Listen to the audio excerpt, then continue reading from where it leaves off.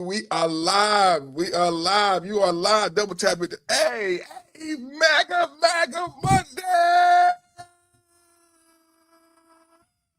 Yeah, man. It's MAGA Monday in the building. Purpose of the podcast back with the blast, man. In and out with a dash, man.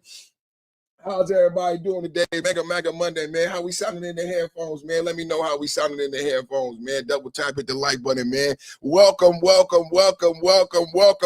p.m., 111, room 112, where the players dwell. Double tap, man. Room 112, where the players dwell. Welcome to the Perfect Time Podcast. It's MAGA Monday Madness, man. It's MAGA Monday Madness. Are you happy to be here? I'm so happy that you're here, man. Are you happy to be here? I want to say welcome to the live chat. Remember to guard your privacy and abide by community guidelines.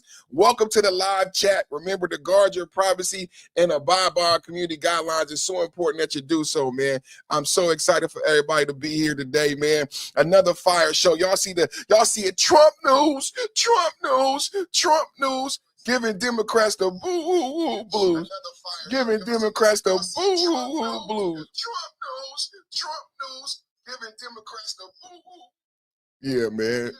Oh yeah, man. We making sure we sounding right in the headphones, man. We sounding good in the headphones. As you come in, man, like, share, and subscribe. People already hitting the like button, man. You know what to do, man. Wipe your feet as you come in the room. #1 podcast on YouTube for geopolitical and political debate. #1 podcast on YouTube. Hey, if you wanted to have a conversation about politics, geopolitical, domestic debates, legal, crime, celebrity junk, you're at the right place. I know you heard a lot about this podcast. People have been telling you a lot about Perfect Time Podcast is the greatest podcast on YouTube. I got to catch them live. You caught me live, baby. You caught me live. And not only did you catch me live, you caught me on MAGA Monday, man. You caught me on MAGA Monday, man. Double tap hit the like button, man. MAGA Monday in the building, man. Let's go, man. We got Trump news, Trump Project Freedom, Pete Hegseth with the Purge, Spencer Pratt surge. How you like that title, man? The thumbnail was fired, the title was fired, the description is fired, you fired. Double tap, Donald Trump is firing everybody. I'm so excited, man. I'm so excited. Comey's indicted. Did y'all hear me last week? We might talk about James Comey. Put it in the chat. If y'all want to talk about James Comey, we might talk about it. I'm so excited. James Comey's indicted, and I'm just so happy. Yeah, man, Comey's indicted, man. The laws ain't fair. How we say laws ain't fair? What you want to call it, man? Go there. Double tap hit the like button. Debate me in the chat. Come on in and debate me if you disagree with me. Trump was right. I was right. Iran is over. The IRGC is done. America won. Trump news. MAGA first. America first. MAGA Monday. Donald Trump is the greatest president in your lifetime. My name is Perfect the Perfect Time Podcast. Project Freedom. Now, every day, Monday through Friday, 1 p.m., this is the greatest podcast for geopolitical debate. Welcome to the live chat. Remember to guard your privacy and abide by community guidelines. We have been talking about this global shift. We have been talking about this global realignment. If you've been here, you've understood that we have predicted everything that's happened, but all we do is present receipts here to the argument, right? When you talk about the global realignment, we have brand new news. That's why I say the title is so fire. It says Hegseth Purge, Spencer Pratt surge. I said Hegseth Purge, Spencer Pratt surge. What do you mean by Hegseth surge?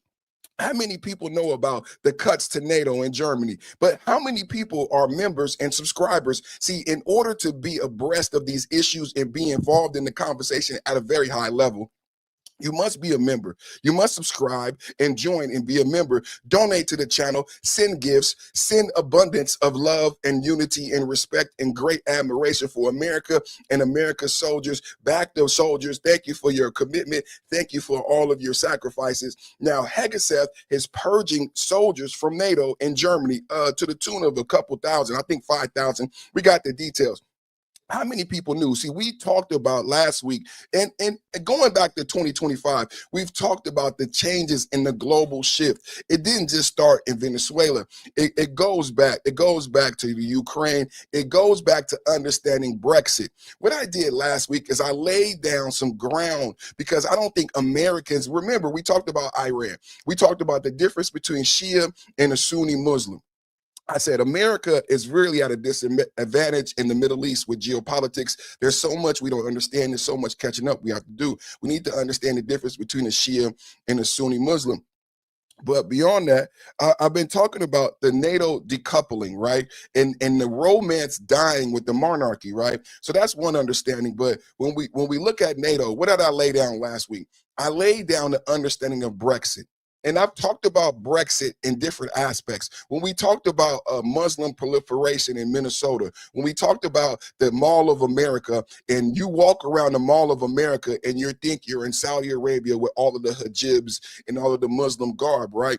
So the same thing has been happening in Europe to the tune of what they call Brexit. So when we talk about supporting NATO and we talk about our European allies, what I laid out last week is the understanding of Brexit and UK and the EU. And this is the same thing with Sunni and Shia Muslim and truly understanding the Iranian conflict, the IRGC versus Iran under the Shah. A lot of people have a lot of negative things to say about the Shah, but when America had the Shah in Iran, and that was not that long ago, Ayatollah Khomeini came to power in 1979. Before Ayatollah Khomeini came to power in Iran, you had Jews, Christians, Catholics. You had some of the greatest, most intelligent science, arts, culture in the globe in Iran. People would travel to Tehran. It was one of the most beautiful places in the world before the Shah came and instituted the morality police in the IRGC. And then the Kurds felt persecuted. The Jews felt persecuted. Did you know that there were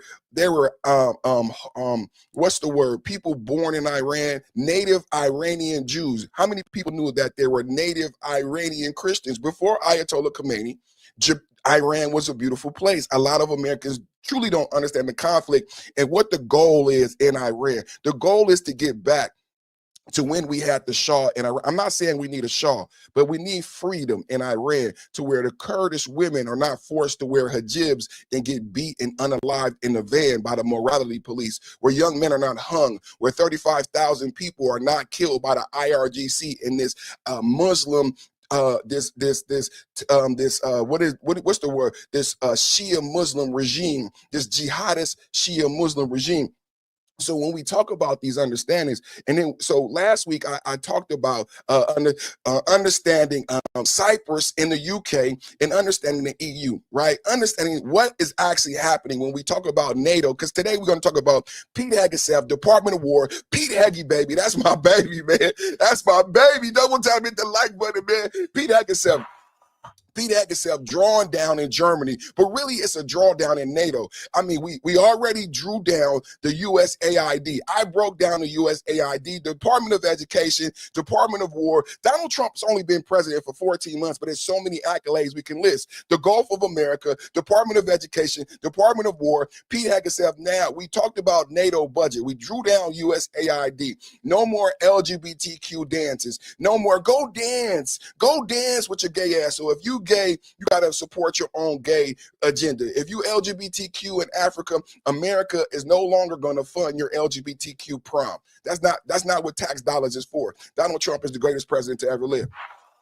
Double tap at the like button. Pete Hegseth. So that's USAID, Department of Education, Department of War, Gulf of America, and then I told you with the budget. We have the longest shutdown in American history. Do you guys understand what's going on with the budget of America? You got Chuck Schumer, Hakeem Jeffries holding the budget hostage. Some of us, like me, in the Republican space, in the conservative media, I've actually read the Republican proposal for the budget. In the Republican proposal for the budget that's being held up by the Democrats, we're 86ing the money for the UN, and we're 86ing money for NATO. Now, you can go do like The View and every other Democratic pundit, and you can go to Webster's dictionary for what 86 means. Whatever you come back with, NATO is done. UN is done. We're not participating in the UN anymore monetarily. And now what you're seeing with the Pete Hegseth drawdown under the Department of War, under the leadership of Donald Trump, you are seeing a physical drawdown in NATO. I said, I've read the Republican budget. Double tap, hit the like button. You're watching the #1 podcast in YouTube for geopolitical debate. You're at the NATO is a fraud along with the German consulate. Double tap, hit the like button. Double tap, hit the like button. Prometheus is in the building. Shout out to you, Prometheus. First in the chat, get shouted out without a doubt. First in the chat, get shouted out without a doubt. You know what? I was just in a debate on another channel that I respect, and I said, what do you think is going to happen, Prometheus? Where do you think those 5,000 troops are going to go? Where do you think those 5,000 are going to go that we draw down from Germany? Do you think they go home, or do you think they go to Iran? How many troops are in Iran right now? Does anybody know? I know. I want to know from the chat. How many troops are in Iran right now? I keep asking people. I keep asking how long will we be in Iran? Nobody wants to tell me. Nobody. I don't think the people who hate Trump really understand the answer. How long will we be? How long will we be in Iran? Nobody wants to tell me. I know the answer. Nobody wants to tell me the answer. But how many troops do we have in Iran? No one wants to tell me the answer. I know the answer. We got 15,000 troops. We have 15. Let's go at a glance at strategical shift. Hormuz, international cooperation, high tension, direct U.S. Navy control. The U.S. controls the Straits of Hormuz. Germany, stable presence, 40,000 troops. Drawdown initiated, 35,000 troops remaining. We have 40,000 troops in Germany. We're doing a 5,000 troop drawdown. We have 15,000 troops in Iran. I speculate that those 5,000 troops in Germany and Iran needs to be paying attention. All of you guys, see, this is the problem with the Iran conflict and people that you listen to. It's too many men. It's too many men involved in the conversation. It's too many men and their egos, men and their egos, and not being honest about the realities on the ground in Iran. They're not being honest about the realities on the ground in Iran. How long can we be there? How much damage has been done? The truth about the flour, the bread, the food, the lack of payment, how long they have been starving compared to Cuba. No one is being honest about the truth on the ground because there is so much political discourse in America because it's an election year. It is almost impossible for the American people to get the truth. Today, I am reporting to you about Project Freedom. Our lead story today is Project Freedom. Donald Trump is saying he'll do a humanitarian. Donald Trump is saying he's the humanitarian of the world. He's doing the drawdown. Number one president ever to live. The number one president in your lifetime. Double tap, hit the like button. Double tap, hit the like button. What's going on with my presentation? Why is that like that? What's going Oh, what is going on with the presentation? Double tap, hit the like button. Donald Trump, Project Freedom. So what happened recently is we destroyed 6 speedboats. So this is what CNN has been reporting. Oh, Iran is doing this, Iran is doing that. The fact of the matter is, Pete Hegseth has reported over and over again, we've destroyed the Army, we've destroyed the Navy, we've destroyed all of the submarines. We are in control of the Straits of Hormuz. As long as America is in control of the Straits of Hormuz, there is no money to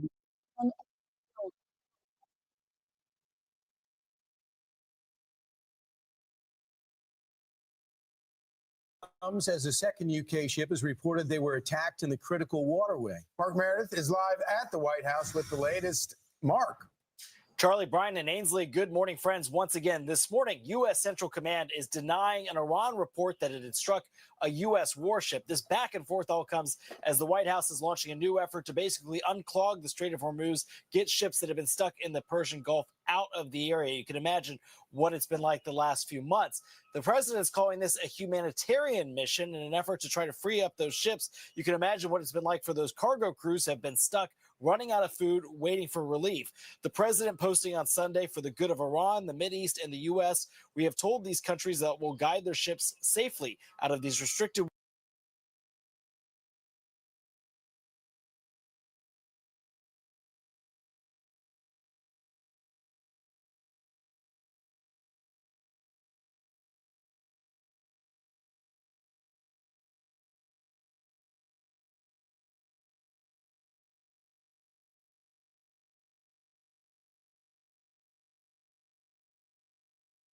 Oh my goodness. This is a power move by the King of New York. This is a power move for the great negotiator. Double tap, hit the like button. He is saying that we are in control of the Straits of Hormuz, and anyone who is our friend, this is the King of New York. Now remember, Donald Trump turned America into the #1 and only oil supplier in the globe. I reported to you Japan has oil tankers going back to Japan full of oil. We are the #1 supplier on the block of oil, gas, and now going to be fertilizer. That's Donald Trump. That's the King of New York. Now the King of New York is saying, I will give access.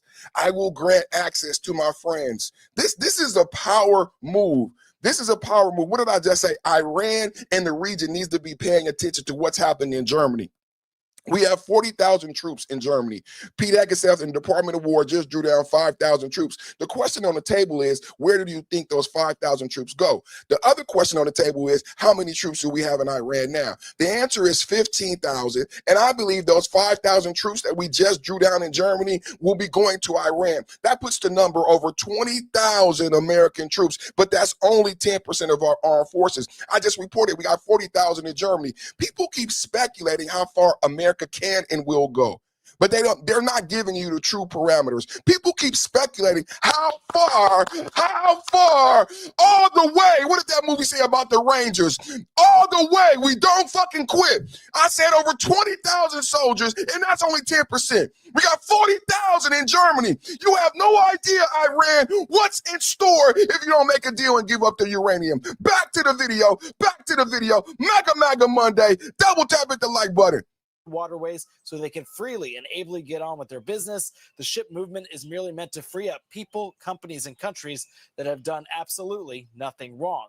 The Joint Maritime Information Center telling ships to cross the strait in Oman's waters under what's been called an enhanced security area. To protect those ships, U.S. Central Command has plenty of resources, including guided missile destroyers, land and sea aircraft, but Iran says they still have the upper hand. They claim those ships could still come under fire. The head of Iran's parliament posting, any American interference in the new maritime regime of the Strait will be considered a violation of the ceasefire. The Strait of Hormuz and the Persian Gulf would not be managed by Trump's delusional posts. No one would believe blame game scenario. This is Iran response. This is Iran and the CNN helping with the hyper polarized media, but not the realities on the ground. Not the realities on the ground. Any American interference, as if they have, we don't even know who the leader is. They can't even say who this person is. This is the joke. This is the joke, ladies and gentlemen. We don't even know who this is speaking. Before we give any validity to this message, can anyone tell me who is the leader in Iran and who is this speaking? No one can say. No one can say who is in control. Is it the IRGC? Well, who is the head of the IRGC? Is there a new Ayatollah? No one can say who the leadership is, if the Ayatollahs are alive or not. But here is someone, another man, not a woman. Again, I keep saying everyone that's coming out from Iran. Has anybody understood that we need to have a woman leader in Iran? They need to have a female president, and all of this male leadership and all of this male penis-driven ideology and lies and bolstering it has to stop, because it's leading to death and lies. We need more a more feminine aspect, because people don't understand how much lying Iran is doing to save face, because these men have fucking egos. Listen to this. Any American interference in the new maritime regime of the Strait of Hormuz. Number one, what do you mean new maritime regime? Are you acknowledging that America has changed the dynamic in the globe? Double tap, hit the like button.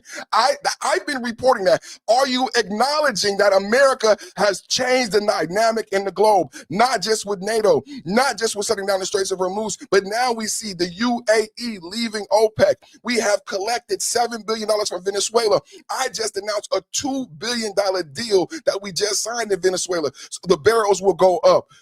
UAE is saying they can produce more than 5 million barrels a day. The problem is, under OPEC cartel rules, they weren't allowed to. They've left OPEC. They will produce more oil. Who is in control of who? I mean, this is not, we haven't got to the complex geopolitical debate yet. We haven't got to the complex geopolitical debate yet. Do you guys understand this? This is elementary. This is first grade. This is a lack of understanding of geopolitics. Who is talking? Who are you talking to? And what are you talking about? See, this is what the propaganda truly looks like. The maritime regime, the new maritime regime. What is the new maritime regime? Well, how do we establish new? Well, you must know what the old maritime regime means, correct? Double tap at the like button. You're watching the #1 podcast on YouTube for geopolitical debate. Double tap, hit the like button. Everybody watch it right now. Get the likes up. Not enough likes right now. Double tap, hit the like button. So what was the previous regime? What were we under previously in the Straits of Hormuz? Well, we had unsanctioned oil tankers. We had black market oil being sold. This is how Iran made its money and funded its proxies. Like the oil tankers we seized off the coast of Venezuela that changed flags and had technology that could hide it from satellites and Navy ships. And we always wondered, where did that technology come from? So the previous regime of the Straits of Hormuz, we're establishing what's the new regime. In order to establish what's new, we have to establish what's old. So what was the old? The status quo. The status quo was unsanctioned black market oil transactions. Double tap hit the like button if you understand. Unsanctioned black market oil transactions that funded Hezbollah, Houthis, and Hamas. That was the status quo. That was the old regime. What is he saying when he says new regime? What is he meaning when he says new regime? Huh? What my brother Prometheus just dropped $5 super chat. Double tap hit the like button. My brother Prometheus just dropped a $5 super chat. Everybody watching right now, do me a huge favor. Everybody watching right now, do me a huge favor. Go ahead and hit the like button, man. Go ahead and hit the like button. Hit the subscribe button. Hit the like button. Hit the subscribe. Those of you inclined, when you subscribe, get the plus sign. Become a member. Support the #1 channel on YouTube. And double tap. Let's read Prometheus' comment. I'm not MAGA or Republican, but I'm old enough to remember all 47 years of threats to America and 1,500 lost American lives to Iran. Time to pay the piper. Double tap, hit the like button, everybody. Prometheus, I agree, and thank you, and I love you for the super chat, and I love you for your respect and your honest commentary, for clarifying to the viewing audience that you are not biased and you are not MAGA, and thank you for supporting me on this MAGA Monday. But still, he came with an honest comment. So again, Prometheus, let's break down this. This person is saying that America cannot do something, and then that he acknowledges there's a new regime. Let's continue. The violation of the ceasefire, the Straits of Hormuz and the Persian Gulf would not be managed by Trump's delusional post. The Straits of Hormuz are being managed by America right now. This is propaganda. This is not the reality on the ground. Double tap, hit the like button. #1 podcast in America. We just destroyed 6 boats.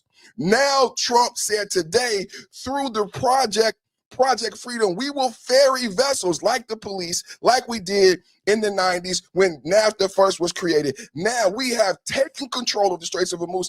I don't think we ever let it go. And what Trump is saying now, for those of our friends, the King of New York has said, those of you who have paid your tithes to the King of New York, those of you who have paid your tariffs, those of you who has respected the wishes of America and the King of New York, I will give you passage. I will ferry your vessels through the Straits of Hormuz. The King of New York is the baddest president you ever did see. The King of New York is the baddest. About 5,000 service members will be pulled out, according to the Pentagon. Pete Hegseth, NATO drawdown. It's never going back. The globe is changing. OPEC is done. NATO is done. The monarchy has failed. The Americans are winning. The petrodollar is alive. Double tap hit the like button. Whoa, that MAGA. Whoa, that MAGA.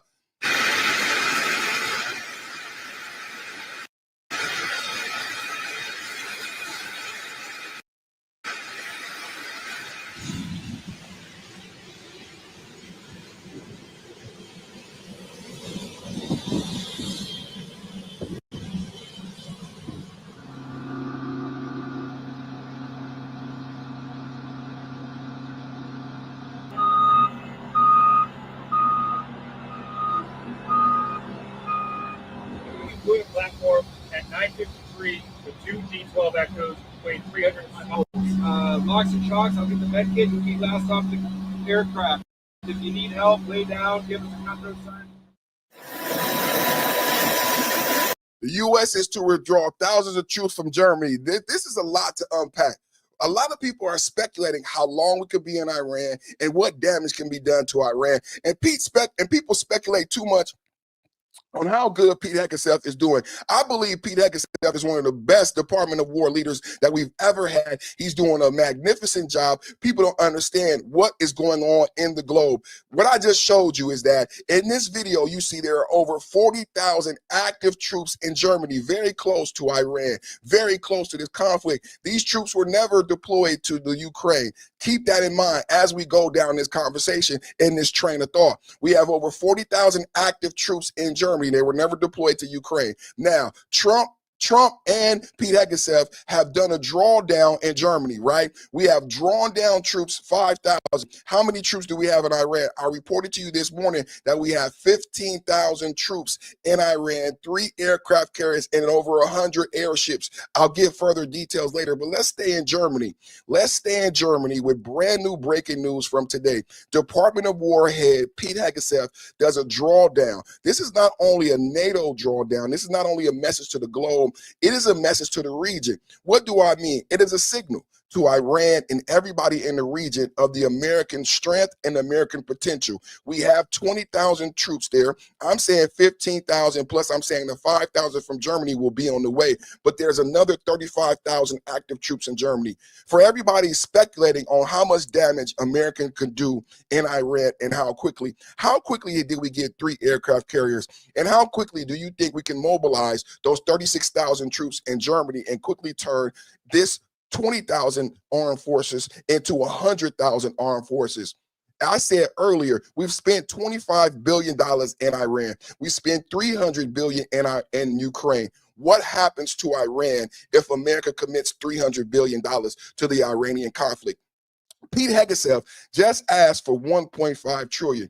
I'm not even going to 1.5 trillion. This is a reality that a lot of people must face. I'm starting at lower numbers. I am admitting that we spent 25 billion so far in Iran. I also put forth that we spent over 300 billion in the Ukraine. My question is to you in the most intelligent audience on YouTube, what happens to Iran if America spends 300 billion in Iran? Keep in mind, Pete Hegseth just asked for 1.5 trillion.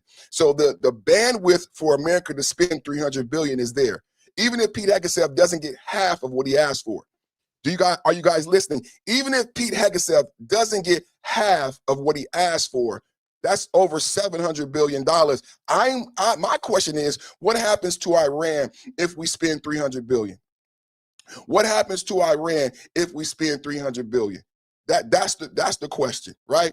So I am saying that there's a real problem, and I am reporting to you that we are doing a drawdown in Germany. We are doing a drawdown in Germany, right? Double tap, hit the like button. I am presenting to you news. I am presenting to you breaking news. Monday morning, President Trump announces Project Freedom, where we will ferry our friends. If you are a friend of America, and keep in mind, the reason I keep emphasizing friend because that is changing globally as far as it relates to NATO and allies like Spain, Macron, and Starmer, who refuse to back us in Iran, Spain, who refuse to allow us to use their bases. So now friendship becomes a thing. Why is this important is what we always say. Why is this important? Because who will we allow into and out of the Straits of Hormuz? Whose economy will be affected? See, now friendship is important. Now, friendship is important. Spain was talking cash shit. Double tap hit the like button. Spain was talking cash shit. Double tap hit the like button. Spain was talking cash shit, saying we're terrorists. We don't stand with America. Pedro Sanchez, the Spain prime minister, was saying negative things about America. Denmark was saying, the Danes were saying negative things about America when we asked for Greenland. Our friends did not treat us like friends. Does anybody remember this? Does anybody remember when Europe and our so-called NATO allies weren't being very friendly to us when we were in Venezuela? So Starmer and Macron call us isolationists, right? Because we're going to have some of the largest oil deposits in the globe, right? It kind of matters who your friends is in this new global realignment, right? So Trump is saying that I will ferry vessels. in and out of the Straits of Hormuz. The Navy, the American Navy, has control of the Strait of Hormuz to the point where we can allow in who we want. And with that power, we will allow in our friends. Double tap at the like button. Who you think is winning the war now? Double tap at the like button. Forces in the waters off of Iran have now been working to restore safe passage through the Strait of Hormuz. They are implementing the Humanitarian project, which President Trump has now called Project Freedom. He announced it yesterday. CENTCOM posted this today. As a first step, 2 U.S.-flagged merchant vessels have successfully transited through the Strait of Hormuz and are safely headed on their journey. Iran state-run media this morning claimed the Revolutionary Guard hit a U.S. warship with 2 missiles. CENTCOM said, no, that did not happen. Iran then said it had fired warning shots. Meanwhile, back to the truth, the defense ministry of the UAE says Iran did shoot down, or it had to shoot down 3 missiles offshore as a 4th splashed into the water. We understand those may have come from Iran. Brian Yenis is live for us in Tel Aviv, Israel, with the latest. So, Brian, some breaking news last hour, a lot going on where you are today. No doubt about it, Harris. And so for the first time since this U.S.-Iran ceasefire was brokered 4 weeks ago, Iran is actually initiating attacks right now. We know that the United Arab Emirates missile defense system is activated. 4 missiles were fired from Iran to the UAE. 3 were shot out of the air, intercepted over the sea. The 4th fell into the water. We also know that Iran has launched drones against the United Arab Emirates, one hitting an oil facility in Fujairah, sparking a fire there. 2 other Iranian drones hit an empty oil tanker as it made its way through the Strait of Hormuz. And at this hour, right now, actually, CENTCOM Navy Admiral Brad Cooper is updating reporters on Project Freedom, the humanitarian effort right now to safely guide an estimated 800 cargo ships and tankers and 20,000 crew members out of the strait. Admiral Cooper says that CENTCOM has defeated multiple Iranian ballistic missile launches, drones, and has sunk 6 Iranian small boats this morning. CENTCOM is strongly advising Iranian forces to stay away as it guides ships through what the U.S. is calling an enhanced security area along Oman's territorial waters. So far, at least 2 U.S.-flagged merchant ships have successfully crossed through the strait. Iranian state media, by the way, is now claiming that Iran fired warning shots at U.S. destroyers in the strait. It says that the Strait of Hormuz is its territory and is warning that any American interference will be considered a violation of the ceasefire. Just moments ago, the commander-in-chief of Iran's army posted on X, every inch of these waters is within the range of our will. The American aircraft carriers with the stealth of radar silence imagined that they could approach the Strait of Hormuz, but our response was fire. Cruise missiles and combat drones took to the skies. The security of this region is Iran's red line. Here is U.S. Treasury Secretary Scott Bessent responding this morning. We are saying the Iranians do not have control of the strait. We have absolute control of the strait. We have blockaded the ships going into or out of Iranian ports. Their economy is in free fall. And everyone says they have the high tolerance for pain. Well, their soldiers will not have a high tolerance for not getting paid. Their soldiers are not getting paid. Double tap, hit the like button. Did you see what let's deal with some. Did you see what I posted did you see what I just reported there? Did you see that graphic? Americans are in control of the Straits of Hormuz, and we are allowing American vessels to leave in and out of the Straits of Hormuz. No one else. That's why I said it depends on who our friends are. And if you're new here, please listen to the debate. What I have said is we no longer want to be friends with NATO. We no longer have a desire to be allies with NATO. NATO is not our ally. NATO is not our friend. For those of you who are confused and new to geopolitics, you may not understand Stallmer and Macron. You may not understand the Ukraine today bombing Russian oil facilities and trying to cut Russian oil pipelines underground. America is not helping the Ukraine bomb Russia. Does anyone know who is helping the Ukraine? See, America is in peace talks with Russia. See, there's a lot of old white men who watch me who are maybe 60, 70 years old, who are from the 19th century. Please remind them this is 2026. There is no Cold War. We are not afraid of Russia. We are not afraid of Putin. America has nothing to fear from any other country on the globe, right? All the fear mongering of the 19th century is gone. You can just stop. Social media, Google has stopped your ability to fear monger. I have already asked 30-year-olds. They don't know about the Berlin Wall. They don't know about West Germany, East and West Germany. So your fear mongering of a Cold War in 2030 is absolutely preposterous. No 30-year-old in America fears communism. The exact opposite is occurring in America. We have Zohrani Mamdani being elected mayor. We have a socialist leftist Democratic Party who is actively in Minnesota and throughout the United States trying to sign up young Americans to a socialist party. I played the video. In Minnesota rallies, they are not asking young Americans to join the Democratic Party. I reported people with pamphlets and clipboards asking young Americans to join the Socialist Party, asking young Americans to become socialists.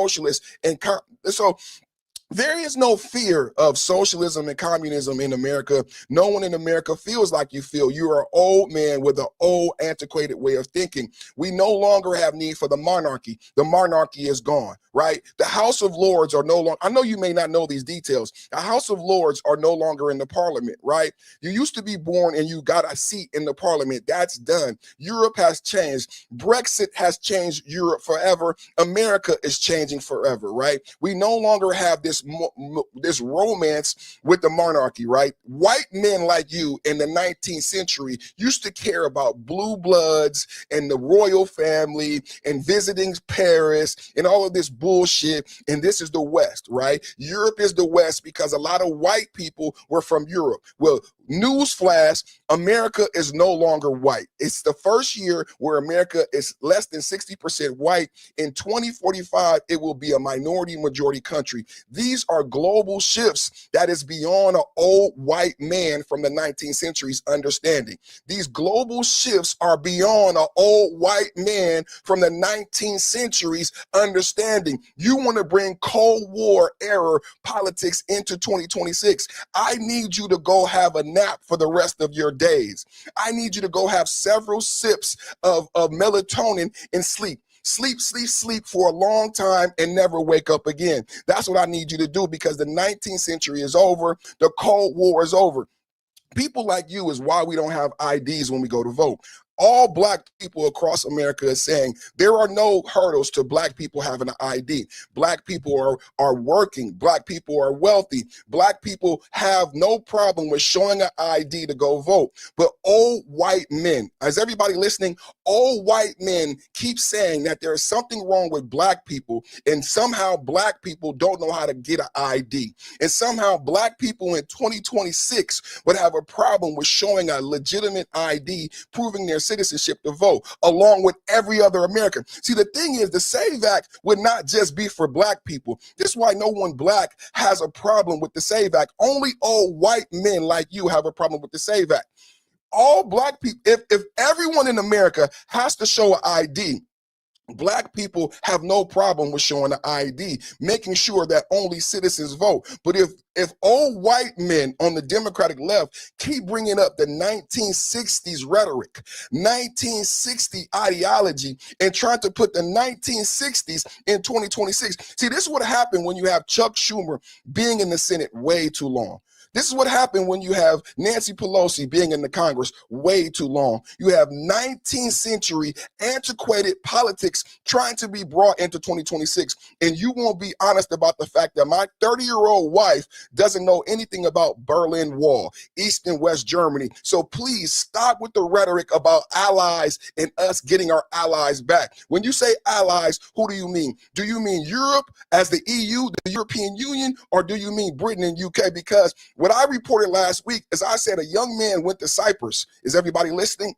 I said a young man went to Cyprus and he left Cyprus because he went to Cyprus because he thought Cyprus was part of he thought he could benefit from the European Union. Cyprus is part of the European Union, but they told him you don't get tax benefits in Cyprus.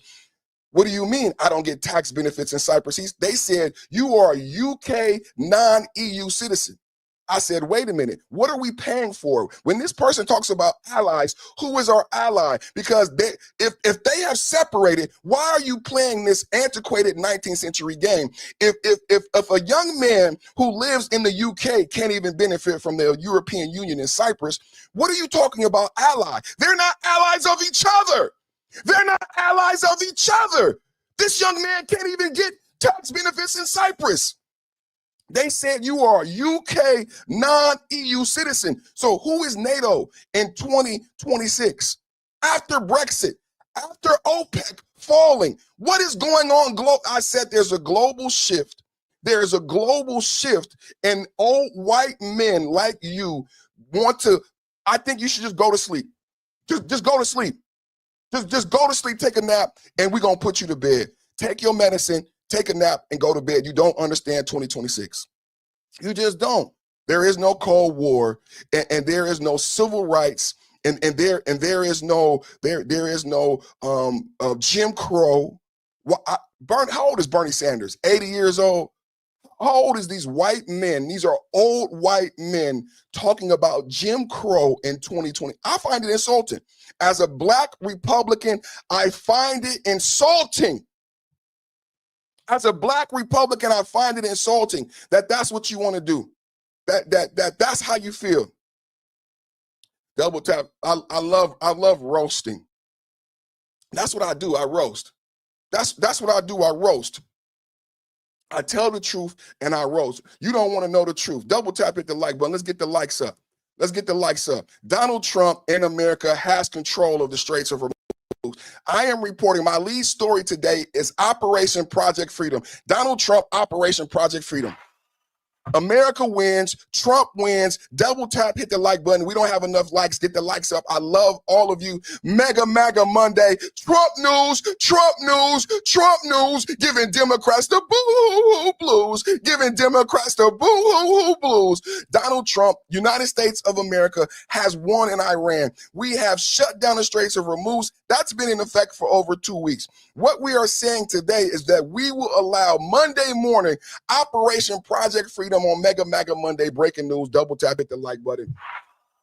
Mega MAGA Monday breaking news. Project Trump announces Project Operation Freedom, now allowing ships to go through the Straits of Hormuz because we have 3 aircraft carriers, 15,000 troops. We have complete dominance in the Straits of Hormuz and the Gulf. Double tap, hit the like button. Let's go to the news reports right now. Number one broadcast. Thank you, Devin. Thank you, Prometheus. Thank you for all of my supporters. Everybody else watching right now, what we need you to do is hit the like button. Hit the like button. Thank you, everybody watching. Double tap, hit the screen, hit the ellipsis in the top right-hand corner. Let's go to the report. Project Freedom, President Trump, Pete Hegseth, Department of War, shuts down the Straits of Hormuz. But now we're reporting today, as a humanitarian effort, Trump is allowing certain ships to come through, protected by the Navy. We will offer you protection. The King of New York is in the building. I said the King of New York is in the building. Donald Trump is the King of New York. The King of New York is in the building. Did you hear what I said? Donald Trump said, we will allow certain ships. The King of New York is in the building. Double tap, hit the like button. Project Freedom. Of Hormuz. They are implementing Humanitarian project, which President Trump now called Project Freedom. He announced it yesterday. CENTCOM posted this today. As a first step, 2 U.S.-flagged merchant vessels have successfully transited through the Strait of Hormuz and are safely headed on their journey. Iran state-run media this morning claimed the Revolutionary Guard hit a U.S. warship with 2 missiles. CENTCOM said, no, that did not happen. Iran then said it had fired warning shots. Meanwhile, back to the truth, the defense ministry of the UAE says Iran did shoot down, or it had to shoot down 3 missiles offshore as a 4th splashed into the water. We understand those may have come from Iran. Brian Yenis is live for us in Tel Aviv, Israel, with the latest. So, Brian, some breaking news last hour, a lot going on where you are today.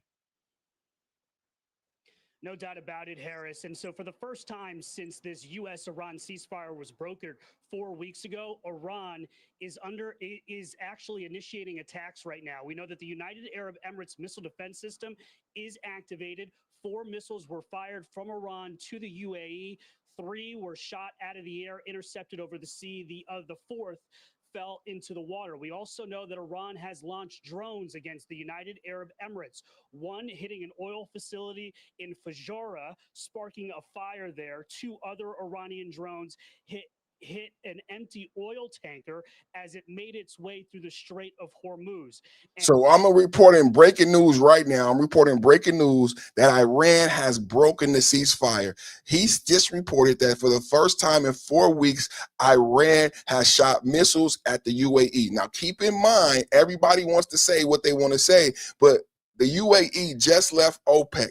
This may be retaliation against the UAE for leaving OPEC and weakening the region's stronghold. Now, remember what I reported to you earlier. The status quo in the Straits of Hormuz was unsanctioned oil tankers and black market oil, right?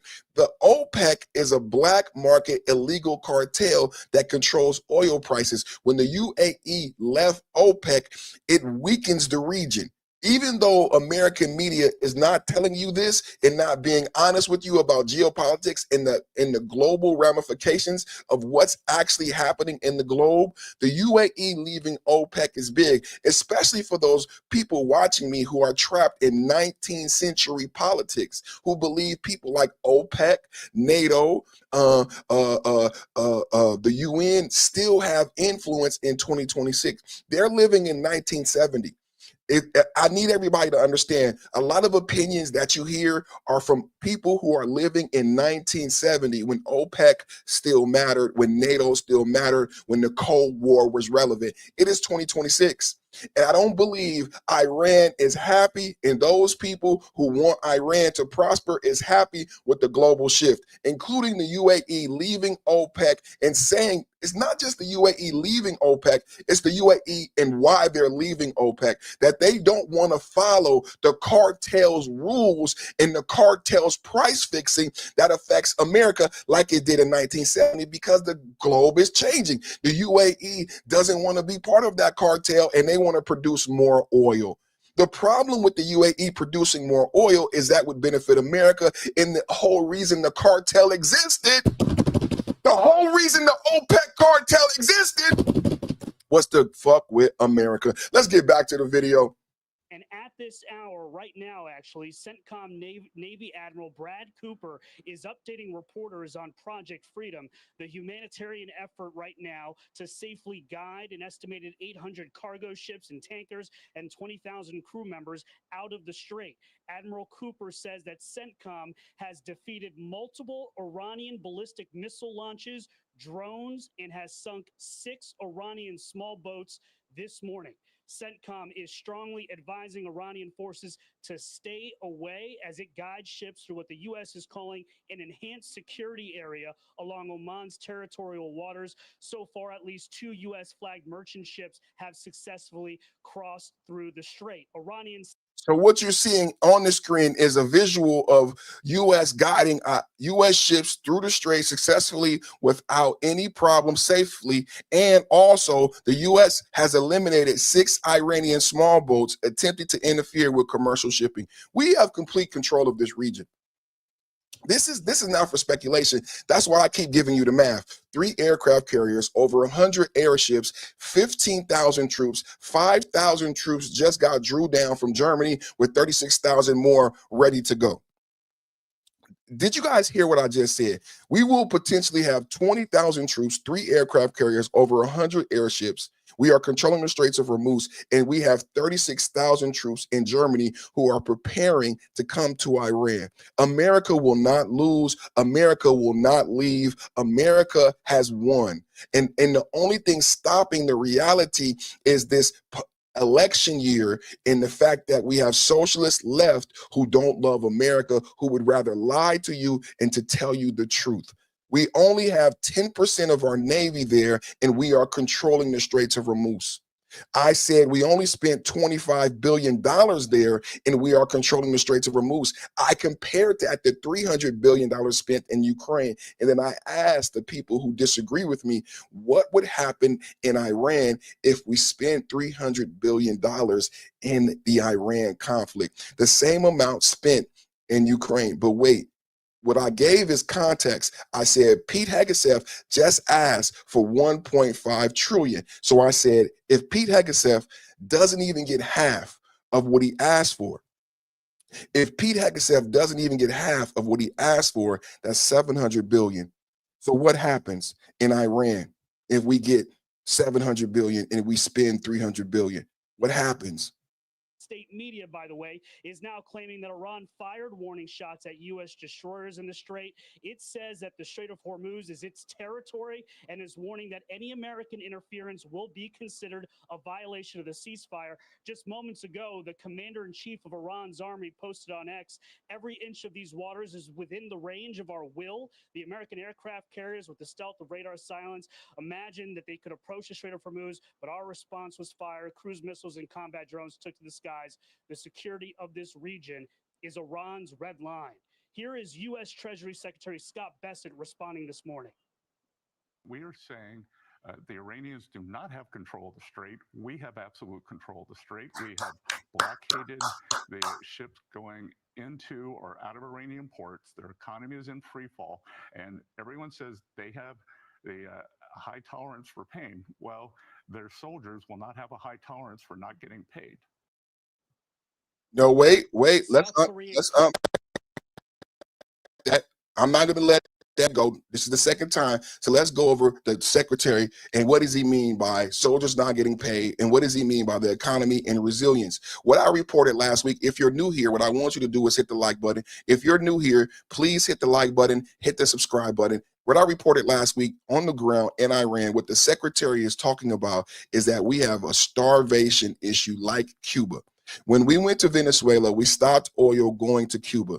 There is a 96,000 backlog in Cuban hospitals. Cuba can't do surgeries anymore. They don't have the antibiotics. They don't have the insulin. They don't have the necessary things, the clean needles to run a hospital. The hospitals in Cuba are shut down. Similar things are occurring in Iran. Iranian soldiers are not being paid and haven't been paid, but the starvation did not start February 28th. Going back to the 12-day war, there has been hyperinflation, 400% increase in bread. There has been, since February 28th, in the American bombing campaigns, the supply chain has been disrupted, not only by the missiles from America, but now the Straits of Hormuz being controlled by America. Iran can't get in and out supplies. So Iran now can't get flour. Iran got wheat from Russia. Iran can no longer get wheat from Russia. Iran factories that turn the wheat into flour have been shut down by American missiles. Iran can't make flour. Iranian bakeries have closed. People are in food lines and people are starving. The soldiers of Iran can't be paid. What does that mean? The Iranian soldier's wife, listen, the Iranian soldier's wife and the Iranian soldier's children are in bread lines. I said the Iranian soldier's wife and the Iranian soldier's children are in bread lines. That is what the Secretary Scott is talking about, that Iran is crumbling and then the soldiers are not eating. This is a breakdown of the social contract, and it did not start February 28th. You guys need to understand what is truly happening on the ground. We are talking about Project Freedom. Donald Trump is controlling the Straits of Hormuz and allowing certain vessels to leave and enter the Straits of Hormuz. The Navy has 3 aircraft carriers who have shut down the Straits of Hormuz. Pete Hegseth has just took 5,000 troops from Germany. We are discussing this morning on whether or not those 5,000 troops go to Iran, and 36,000 troops in Germany have been activated. Is it a possibility? Is it a possibility that those 36,000 troops end up in Iran and we end up with over 100,000 troops in Iran? Can anybody look up for me and tell me how many troops at our height do we have in Iraq and Afghanistan? Double tap at the like button. You're watching Perfect Timing Podcast. cargo ship is on fire in the Strait of Hormuz. They are currently investigating whether or not it is the result of an Iranian attack. But again, CENTCOM confirming it has struck down multiple ballistic missile attacks from the Iranians this morning, as well as taking out 6 Iranian small boats as it reopens the Strait of Hormuz to commercial shipping. Harris? All right. I want you to repeat that if you can. What's on fire right now? There is a cargo ship belonging to South Korea that has an engine room fire in the Strait of Hormuz. South Korea is investigating whether or not that is the result of an Iranian attack. Great reporting. Thank you so very much, Brian. Appreciate it. Double tap, hit the like button. Double tap, hit the like button. Just giving out information. Project Freedom is the news of the day. Project Freedom is the news of the day. Pete Hegseth drawing down troops. Pete Hegseth drawing down troops in Germany, 5,000 troops. Where are those troops going to go? U.S. to withdraw thousands of troops from Germany. And we have 36,000 active troops in Germany. That, to me, that's in the region.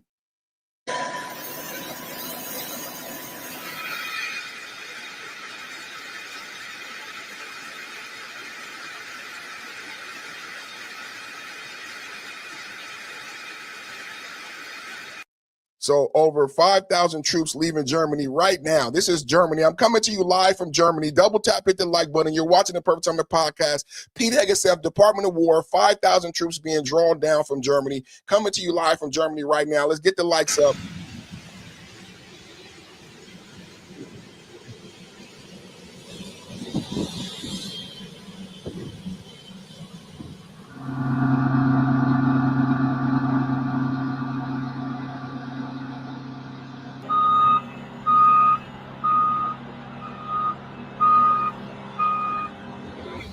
Platform at 9:53 with 2 D12 echoes weighing 300 pounds. Locks and shocks, I'll get the med kit. You'll be last off the aircraft. If you need help, lay down, give us a contact sign.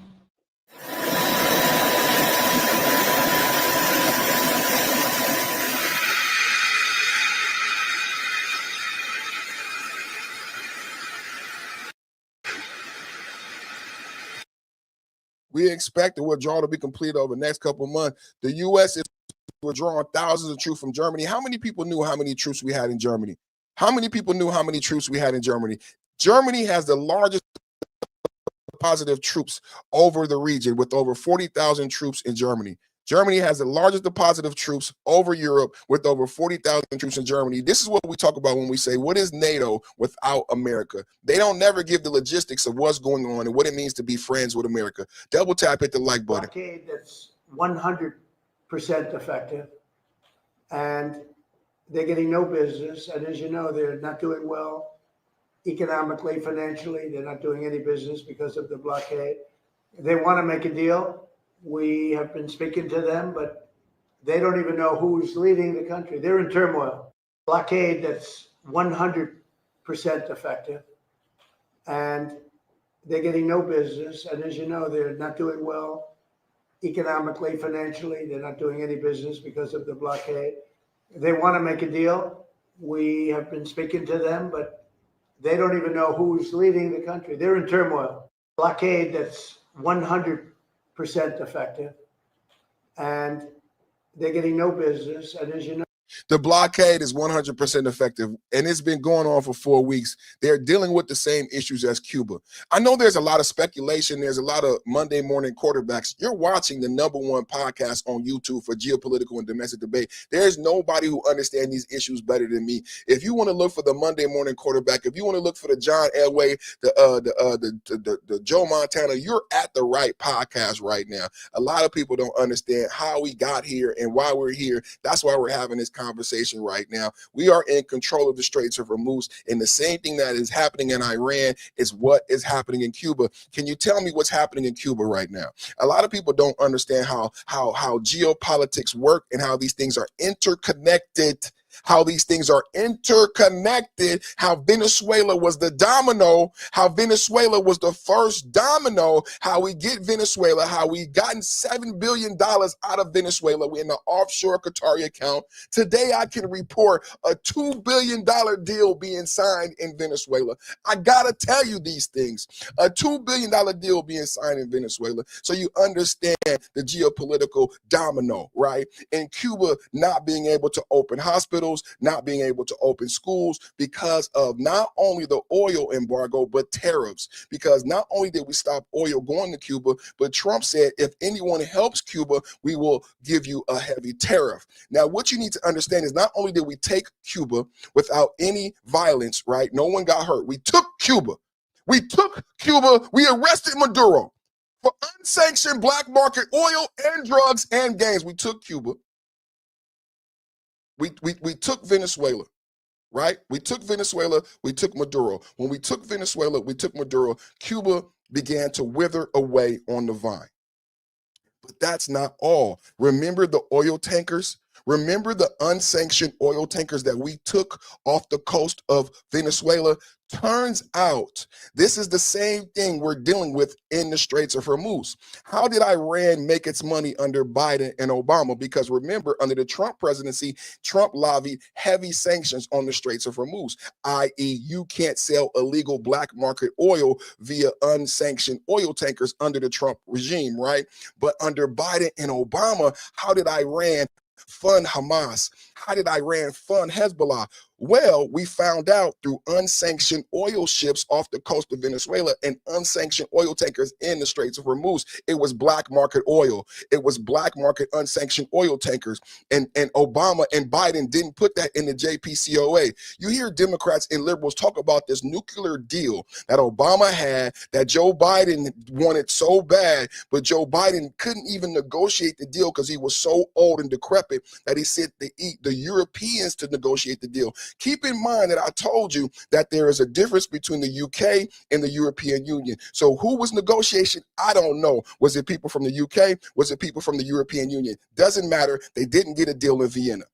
Joe Biden could not get a deal with Iran in Vienna in 2021. The JPCOA fell. But keep in mind that the JPCOA, like Trump always reiterates, did not say anything about the unsanctioned oil tankers and the black market oil that funded the Iranian proxies. This is why Trump got out of the deal, because Obama wouldn't address the crime. And the crime syndicate, OPEC cartel, and how much money Iran was making off of selling illegal black market oil and unsanctioned oil tankers. Now, what is happening in the region, but keep in mind, we started in Venezuela. That was a domino where we first captured 30 unsanctioned oil tankers and stopped the flow of black market oil from the Western Hemisphere. I said when Donald Trump took Venezuela, we captured unsanctioned oil tankers and stopped the flow of black market oil to places like Cuba and China and Russia. Did you guys understand that? Cuba now, hospitals have a 96,000 person backlog. There are, and I'm not proud to report this. I'm not happy about this, but I need to explain to you the geopolitical landscape. There are 11,000 children in Cuba waiting for surgery. Listen. There are 11,000 children in Cuba waiting for surgery. Hospitals have a 96,000 person backlog, 18-hour blackouts in Cuba. The same is befalling Iran. Without the Straits of Hormuz, without black market oil, without unsanctioned oil tankers, Iran cannot pay its soldiers. Iran cannot process flour. Iran has had a 400% increase in inflation. They have state-sanctioned bread. You know how we got food stamps, and in America we make jokes. America, we make jokes about free bread lines in the 70s. You guys may not remember waiting in a free bread line and free bread and cheese. They used to have a milk and cheese line, and you would see all these black women lined up for free bread, milk, and cheese that was created by the government. It was government cheese. There used to be a joke when I was a kid, and they would they would make fun of you and say, why you eating that government cheese sandwich? Your mama made you that government cheese sandwich. You don't ever hear anything about government cheese anymore. Well, in Iran, they have government sanctioned bread because the people can't afford bread. So if you remember government cheese, then you need to understand the reality on the ground in Iran is they have government cheese, but the problem is they have run out. Did you hear what I said? They have run out of, so keep in mind, you only come with the government cheese when people don't have the money to purchase cheese. They have ran out of the government bread. They have something called the Iranian state loaf, but without wheat from Russia, because the Straits of Hormuz are closed, the Iranians can't process wheat into flour and make bread. Iranian bakeries are closed. There is no food. We have this is not, I bring up Cuba. I talk about Venezuela for, this is a domino. This is a domino. And I'm not talking about pizza, domino. I bring up Venezuela. I bring up Cuba to help you understand the reality in Iran and what is happening with the Straits of Hormuz being closed for multiple weeks. What you need to understand is when I show you ships in the Straits of Hormuz full of these tankers, you know, the ones people build houses out of, what you need to understand is it's not just oil that's not flowing.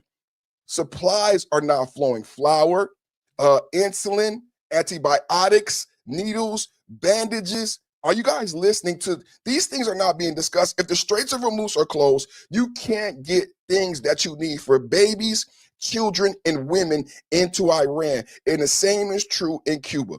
Children can't get surgeries in Cuba. The same will be true in Iran. They are starving. And the next thing is the hospitals will begin to close. The hospitals will close not because the hospitals want to close. The hospitals will begin to ration who they can give care to because they will have limited antibiotics, limited insulin, limited needles. Do you guys saline?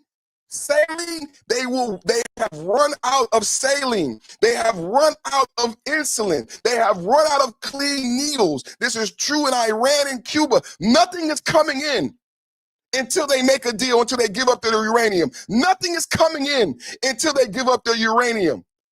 Cuba, nothing is coming into Cuba until they give up communism. Nothing is coming into Iran. No bandages. Do you guys understand?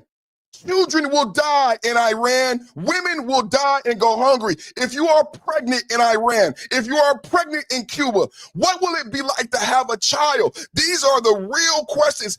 No more propaganda. If you are pregnant in Iran, if you are pregnant in Cuba, that's why I want to hear from more Iranian women.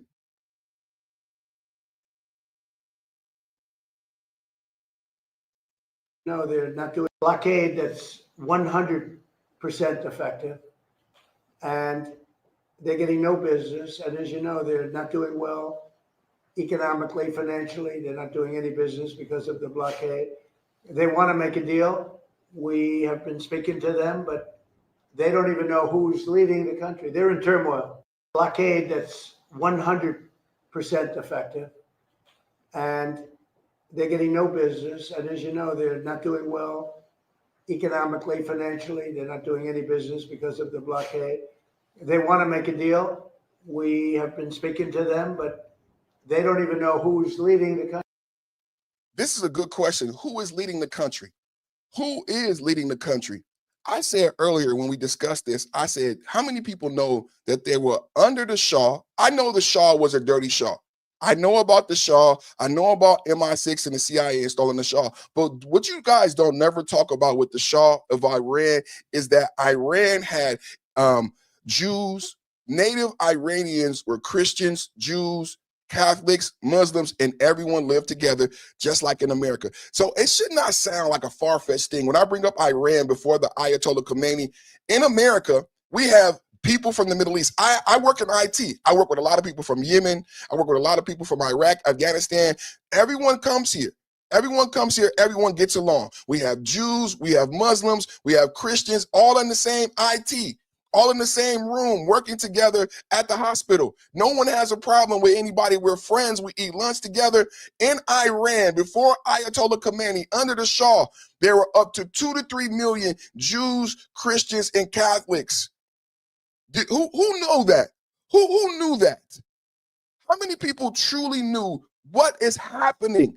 Why we're having inflation in Iran? What the morality police are?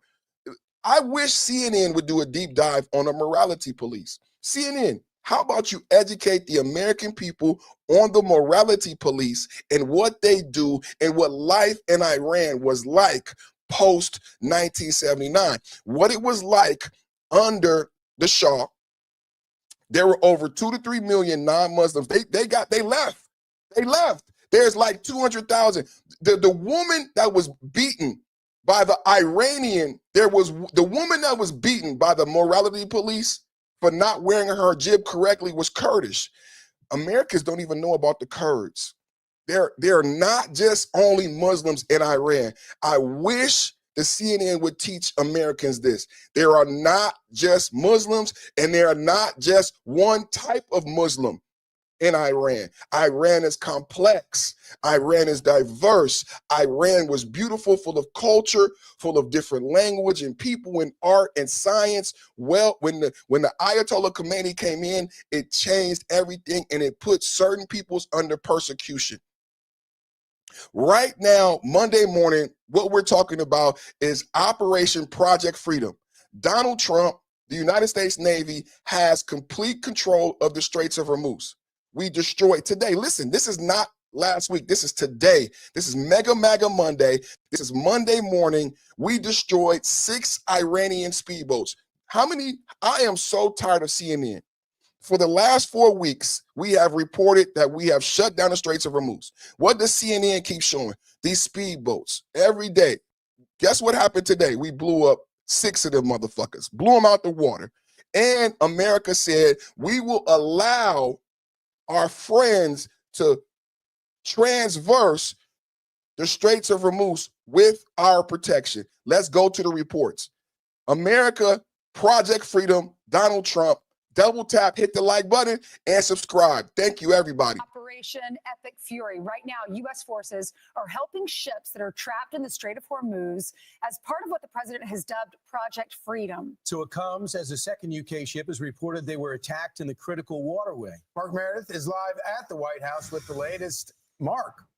Charlie, Brian, and Ainsley, good morning, friends. Once again, this morning, U.S. Central Command is denying an Iran report that it had struck a U.S. warship. This back and forth all comes as the White House is launching a new effort to basically unclog the Strait of Hormuz, get ships that have been stuck in the Persian Gulf out of the area. You can imagine what it's been like the last few months. The president is calling this a humanitarian mission in an effort to try to free up those ships. You can imagine what it's been like for those cargo crews who have been stuck running out of food, waiting for relief. The president posting on Sunday, for the good of Iran, the Mideast, and the U.S., we have told these countries that will guide their ships safely out of these restricted waterways so they can freely and ably get on with their business. The ship movement is merely meant to free up people, companies, and countries that have done absolutely nothing wrong.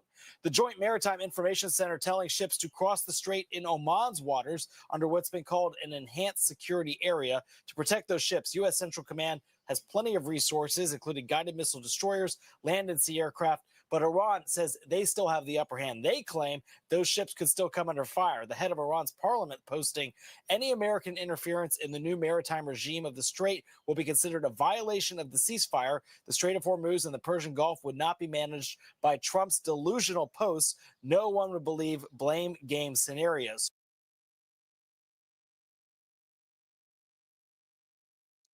Who is this? Remember when Trump just said they want to make a deal and we don't know who we're negotiating with? Who is this? Who is this? And remember what I reported earlier. It says any American interference in the new maritime regime of the Straits of Hormuz. What do you mean, new maritime regime? What do you mean? What I've explained today is they are acknowledging they have lost because there is a new maritime regime. You guys, this is an Iranian who can't even understand that they are saying to themselves that they have lost. If you sir, are acknowledging that there is a new maritime regime. What is it, sir? And what was it previously, sir? Previously, Iran trafficked in black market oil and unsanctioned oil tankers. Now that has been stopped, and you are correct, sir. There is a new maritime regime. Double tap, hit the like button. There is a new maritime regime, and it is the Americans. There is a new maritime regime in Iraq and in Iran, and it is the Americans. Right? It is the Americans, and we have control. And we have control of the regime. That is the absolute truth. We have control of the straightway, and we just blew up 6 ships today. We just blew up 6 ships today, and we got troops coming in from Germany. Double tap, hit the like button. Double tap, hit the like button. Project Freedom, 5,000 troops drawn down in Germany. Says U.S. forces in the waters off of Iran have now been working to restore safe passage through the Strait of Hormuz. They are implementing the Humanitarian project, which President Trump has now called Project Freedom. He announced it yesterday. CENTCOM posted this today. As a first step, 2 U.S.-flagged merchant vessels have successfully transited through the Strait of Hormuz and are safely headed on their journey. Iran state-run media this morning claimed the Revolutionary Guard hit a U.S. warship with 2 missiles. CENTCOM said, no, that did not happen. Iran then said it had fired warning shots. Meanwhile, back to the truth, the defense ministry of the UAE says Iran did shoot down, or it had to shoot down 3 missiles offshore as a 4th splashed into the water. We understand those may have come from Iran. Brian Yennis is live for us in Tel Aviv, Israel, with the latest. So, Brian, some breaking news last hour, a lot going on where you are today. No doubt about it, Harris. And so for the first time since this U.S.-Iran ceasefire was brokered 4 weeks ago, Iran is actually initiating attacks right now. We know that the United Arab Emirates missile defense system is activated. 4 missiles were fired from Iran to the UAE. 3 were shot out of the air, intercepted over the sea. The 4th fell into the water. Let's go to another one. I got another one here on Project Freedom. And we got a super chat. Let's go to the super chat. Let's go to the super chat from my brother Prometheus. Thank you for the super chat. Imagine virtue calling for Iran while we have 32,000 homeless veterans in our public schools, ranking 37th globally, yet spending the most hypocrisy. I definitely agree, man. I'm in California. And did you see Gavin Newsom acting like California is doing good? It's absolutely disgusting. Gavin Newsom has destroyed California. We have the highest gas. There are no more oil refineries in California. We have the highest crime. We have the worst schools. And he just can't admit on his way out that he did a horrible job. One of my stories, the lead story is Trump. The lead story is Iran. The lead story is Germany. But we will talk about Spencer Pratt surging in the LA race of 11%. We will talk about the Democrat lead in the gubernatorial race getting indicted and dropping out. I think his name was Stilwell, right? Remember the star veteran from Congress who was running for California governor? Well, he got accused by 5 different women of drugging an SA, so he dropped out of the race.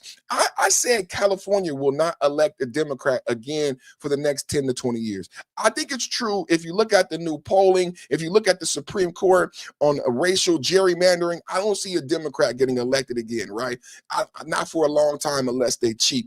So you got the LA mayor back up against the wall because Spencer Pratt is giving up honest competition, reminding everyone that she was in Ghana. She was in Africa when the LA fires took place. I did a story on her. She was in Africa. Now, keep in mind, I live in California. I live in California, right? So we know about fire season. We know when the fires are coming. So Mayor Karen Bass of LA, she was aware. She was aware that a fire was coming. She knew that it was dry. She knew that the reservoir was empty. They had just given away fire trucks to the Ukraine. Today, I'm talking about geopolitics. I said, these are some things you may not know about the LA fire if you're not from California. I said Los Angeles, in an effort to support Biden and Kamala and the Democrats' effort in the Ukraine, donated 9 engines to the Ukraine. And just months later, just days later, a wildfire breaks out in LA. And would you know it? They did not have enough fire engines.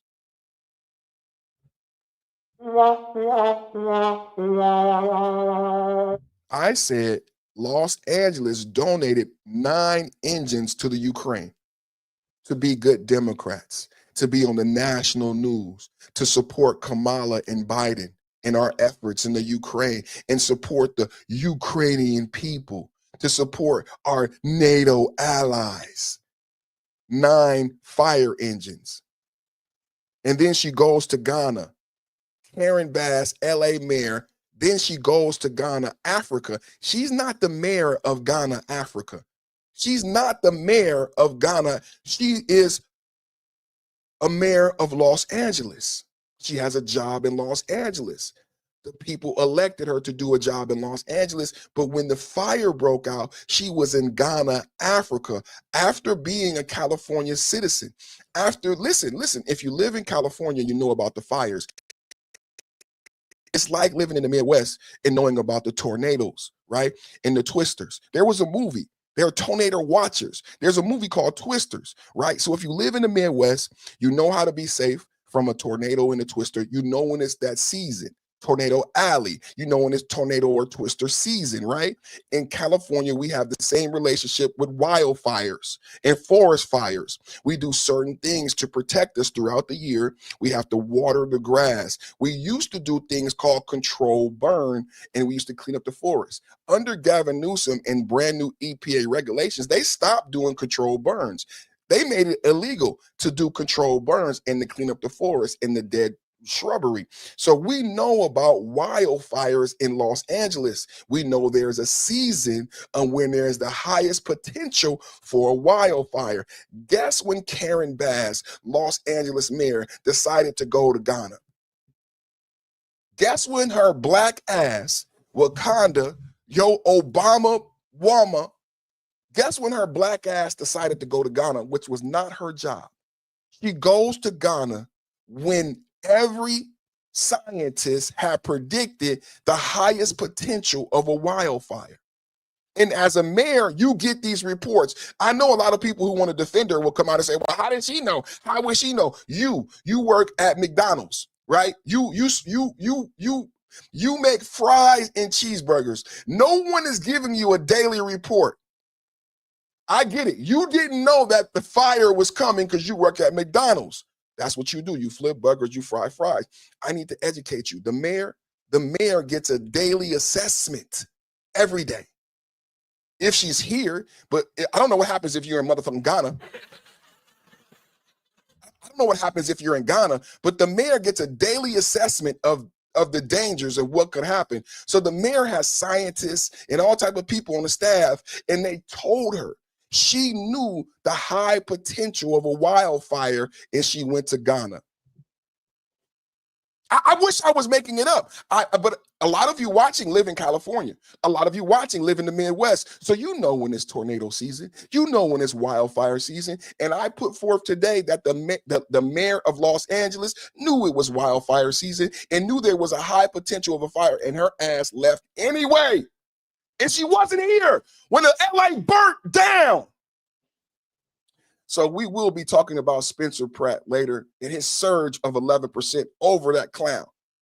And the Republicans winning in LA, the Republicans winning in California, the Republicans winning nationwide, and the Democrats having a very difficult time without cheating, winning ever again in America, especially if we get the SAVE Act. Especially if we get the SAVE Act and we stop letting old white men blame blacks for not having voter ID. It's the most insulting political topic of my life. I am so tired of old white men from the 19th century using me instead of writing policy. Stop using Black Americans. I do not agree with you. Stop being so lazy intellectually and write policy. Stop bringing up the 1970s. Stop bringing up the 19th century. It's 2026. Blacks have no problem with the SAVE Act. Blacks have no problem with getting an ID. Old white liberals, leave blacks alone. All right, let's get back to the story. Let's get back to the story. Double tap, hit the like button. Let's get back to the story. Double tap, hit the like button. Let's get back to the story. We going hard in today. Yeah, we go hard, man. We go hard, man. This is why you watch it, man. We go hard, man. We go hard, man. We go hard, man. Double tap, hit the like button. We go hard, bro.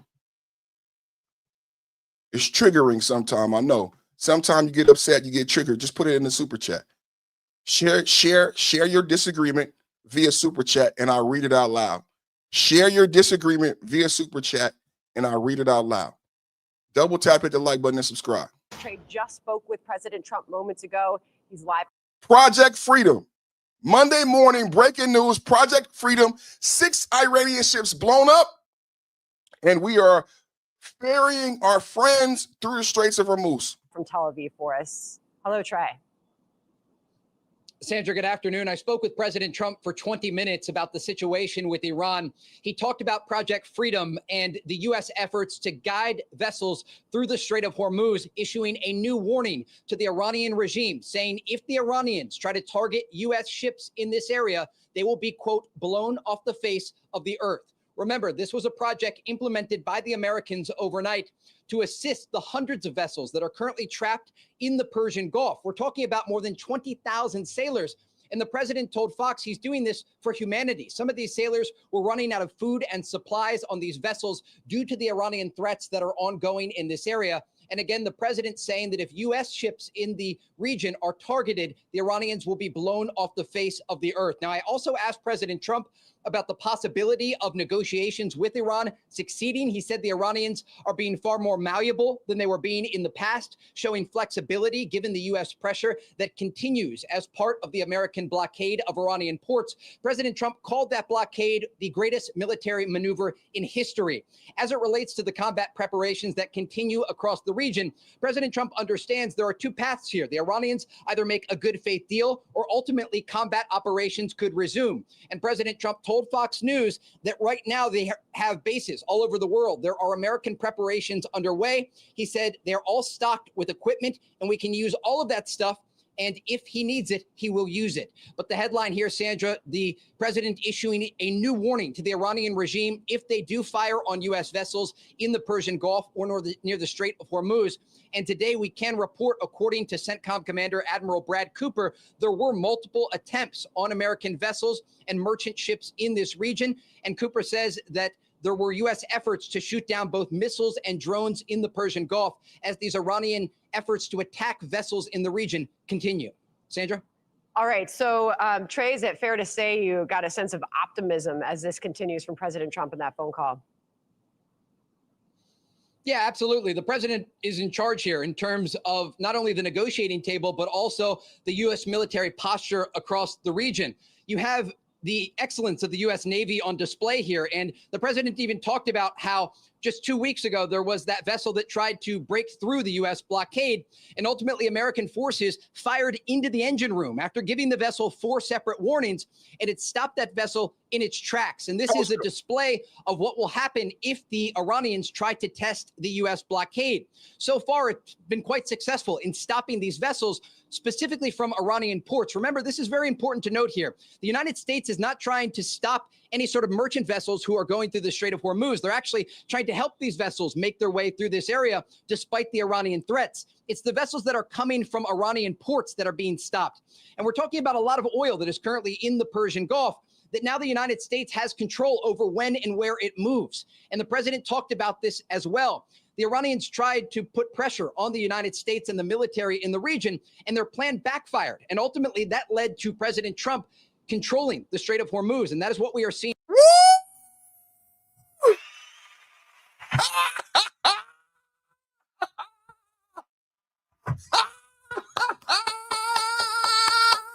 Say that. Say that. Say it ain't so. What did he say? What did he say? Double tap it. What did he say? I said we shut it down. Shut it down. Shut it down. Shut it down. Shut it backfired. Let's run that back. Perfect. Look at the region. Look at the control. U.S. military assets in the Middle East. Just for those of you who want to know how it is we are controlling the Straits of Hormuz, I broke this down to the very last compound. Double tap, hit the like button. Let's go into it. 5,000 troop withdrawal. The Pentagon is officially pulling roughly 5,000 troops from Germany over the next 6 to 12 months. This includes a full Army brigade combat team and a long-range fires battalion. The Merz-Trump feud. The withdrawal is widely seen as a direct consequence of the diplomatic friction between President Trump and German Chancellor Friedrich Merz regarding the U.S.-led war in Iran and disputes over European defense funding. The newest framework, Secretary Hegseth is tying military funding and presence to the New West framework. In short, NATO nations that do not align with U.S. energy policies or reach the 2% GDP defense spending. Keep in mind, Spain is a free rider. Keep in mind, Spain is a free rider. Can I get Spain as a free rider in the chat? And Spain don't pay shit. Double tap, hit the like button. Secretary Hegseth is tying military funding and presence to a New West framework. In short, NATO nations that do not align with U.S. energy policies or reach the 2% GDP defense spending immediately face troop removals and slash funding. It's magic, you know. Double tap, hit the like button. Just giving you details. Double tap, hit the like button. Double tap, hit the like button. Get the likes up. Get the likes up. Everybody like, share, and subscribe. This is what it's looking like in the region. Let's get you some more details. This is a strategic reset. Let's get into it. Forces involved. Project Freedom, the naval mobilization. Project Freedom, the naval mobilization. Double tap, hit the like button. Let's get into it. Double tap, hit the like button. Let's get into it. Double tap, hit the like button. Here it is. Project Freedom, the naval mobilization. Launched as a response to international chaos in the Straits of Hormuz, this operation marks the largest U.S. naval mobilization in years. Forces involved. CITCOM has confirmed the deployment of 15,000 service members. This is what you're looking at on your screen. I'm giving you the details behind this photograph. It's a beautiful picture. I look up in a photograph. It almost made me laugh. How we gonna kick Iran's ass? Back down memory lane. I took a look at this photograph. It showed me that we would kick Iran's ass back down memory lane. Forces involved. CITCOM has confirmed the deployment of 15,000 service members, more than 100 aircraft, both land and sea based, and several guided missiles destroyers. Double tap, hit the like button. Back down memory lane. Yes, we're going to keep going with this, man. We're going to keep going. Forces involved. CITCOM has confirmed the deployment of 15,000 service members, more than 100 aircraft, both land and sea based, and several guided missile destroyers. The mission loop. While the primary goal is securing the transit of 850 merchant vessels, the operation serves as a dual purpose. It acts as a defensive escort for ships seeking to exit the Persian Gulf while maintaining a strict naval blockade on Iranian strategic assets. Now, remember what the news report just said. There are some ships that have been stranded for weeks and they are running out of food. This is a humanitarian effort by the Navy and Trump, Pete Hegseth, Department of War, and the Americans. We are being humanitarians and helping out those ships who have been caught in the crossfire. Strategic reset. By seizing control of the world's most vital energy corridor, which has 25% of the global oil trade, the administration is attempting to bypass OPEC's influence and dedicate maritime safety on U.S. terms and bypass OPEC's influence. You notice UAE leaving OPEC and dictate maritime safety on U.S. terms, meaning we have complete control. The conflict factor, the mobilization follows failed negotiations with Iran. President Trump has labeled recent Iranian proposals as unacceptable, signaling that Project Freedom is a permanent shift toward U.S. enforced stability rather than diplomatic compromise, meaning that Project Freedom could be the rule of the day where Americans stay in the region. He said Project Freedom could be what it is the status quo going forward, where America remains in the straits as a police. Double tap hit the like button. Successful in stopping these vessels, specifically from Iranian ports. Remember, this is very important to note here. The United States is not trying to stop any sort of merchant vessels who are going through the Strait of Hormuz. They're actually trying to help these vessels make their way through this area despite the Iranian threats. It's the vessels that are coming from Iranian ports that are being stopped. And we're talking about a lot of oil that is currently in the Persian Gulf that now the United States has control over when and where it moves. And the president talked about this as well. The Iranians tried to put pressure on the United States and the military in the region, and their plan backfired. And ultimately, that led to President Trump controlling the Strait of Hormuz. And that is what we are seeing right now. Iranian ports are totally stopped at this moment. They cannot move vessels out through the Strait of Hormuz due to the U.S. Navy blockades.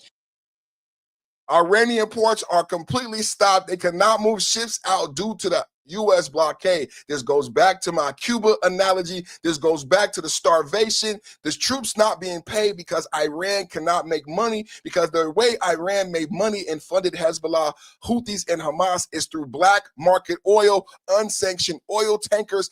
Iran is starving. Troops are unpaid. They cannot get ships out because of the U.S. Listen to what he said again. This is so important when you listen to propaganda. The Strait of Hormuz, and that is what we are seeing right now. Iranian ports are totally stopped at this moment. They cannot move vessels out through the Strait of Hormuz due to the U.S. Navy blockade. Iranian ports are shut down. They cannot move vessels out due to the blockade. So when I share with you the status in Cuba, when I say to you, Cuba can no longer run its hospitals. When I say to you, Cuba has an 18-hour blackout because of the Venezuela and the tariffs from Donald Trump, I want to know, how long can the Americans last? How long can the Iranians last? I just reported to you today that there are 5,000 troops who have been brought down from Germany, and one of them is a brigade, a fire brigade. We are preparing for the long haul in Iran. Pete Hegseth just asked for 1.5 trillion. This is the math. This is the math I keep putting forth. 25 billion spent so far. We spent 300 billion in the Ukraine. What happens in Iran if we spend 300 billion in Iran? Pete Hegseth asked for 1.5 trillion. Let's say Pete Hegseth gets half of that. If Pete Hegseth gets half of that, that's 700 billion. If we spend 300 billion in Iran, how long would that allow us to stay in Iran and take over the straits and cripple Iran's ability to feed its people and feed its soldiers? What happens to Iran if we spend 300 billion and commit?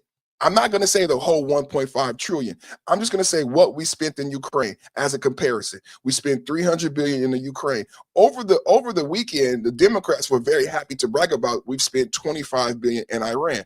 My question to you, with Pete Hegseth asking for 1.5 trillion, what if we go ahead for the whole ball? What if we shoot the whole load and we spend 300 billion in Iran? What happens? 36,000 troops left in Germany, 5,000 troops being drilled down, possibly going to Iran. What happens if we pull more troops from Germany? What happens with these threats about NATO?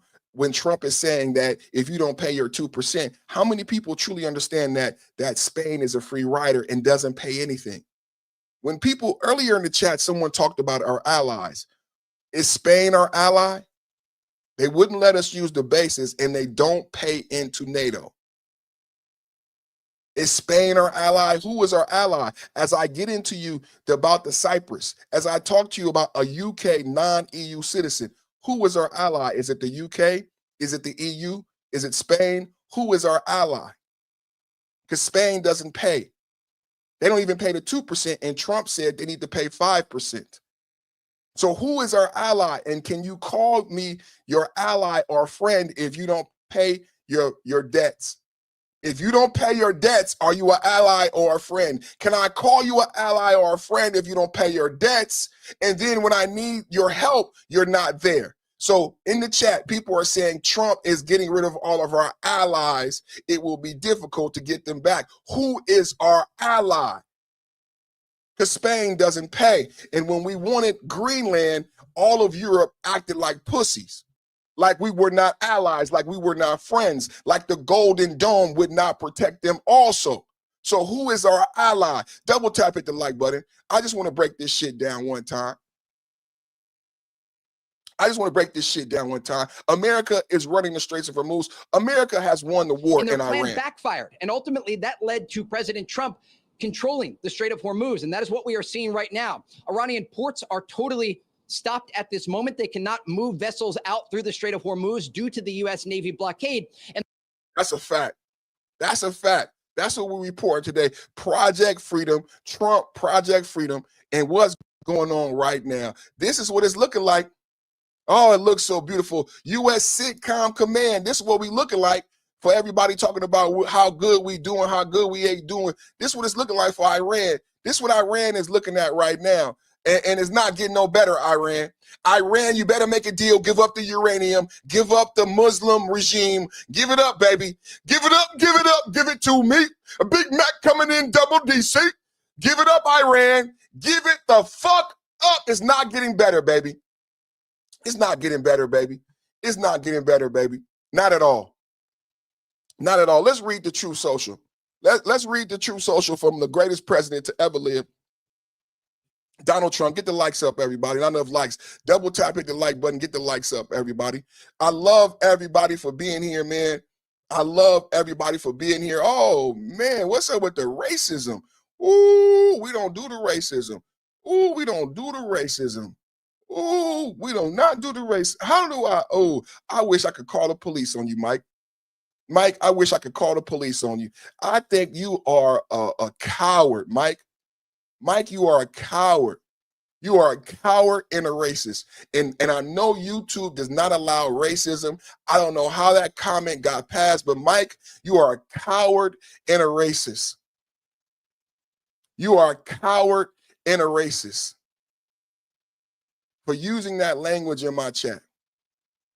You are a coward and a racist for using that language in my chat. I know you're an old white man and you thought that was funny. You're a coward and a racist.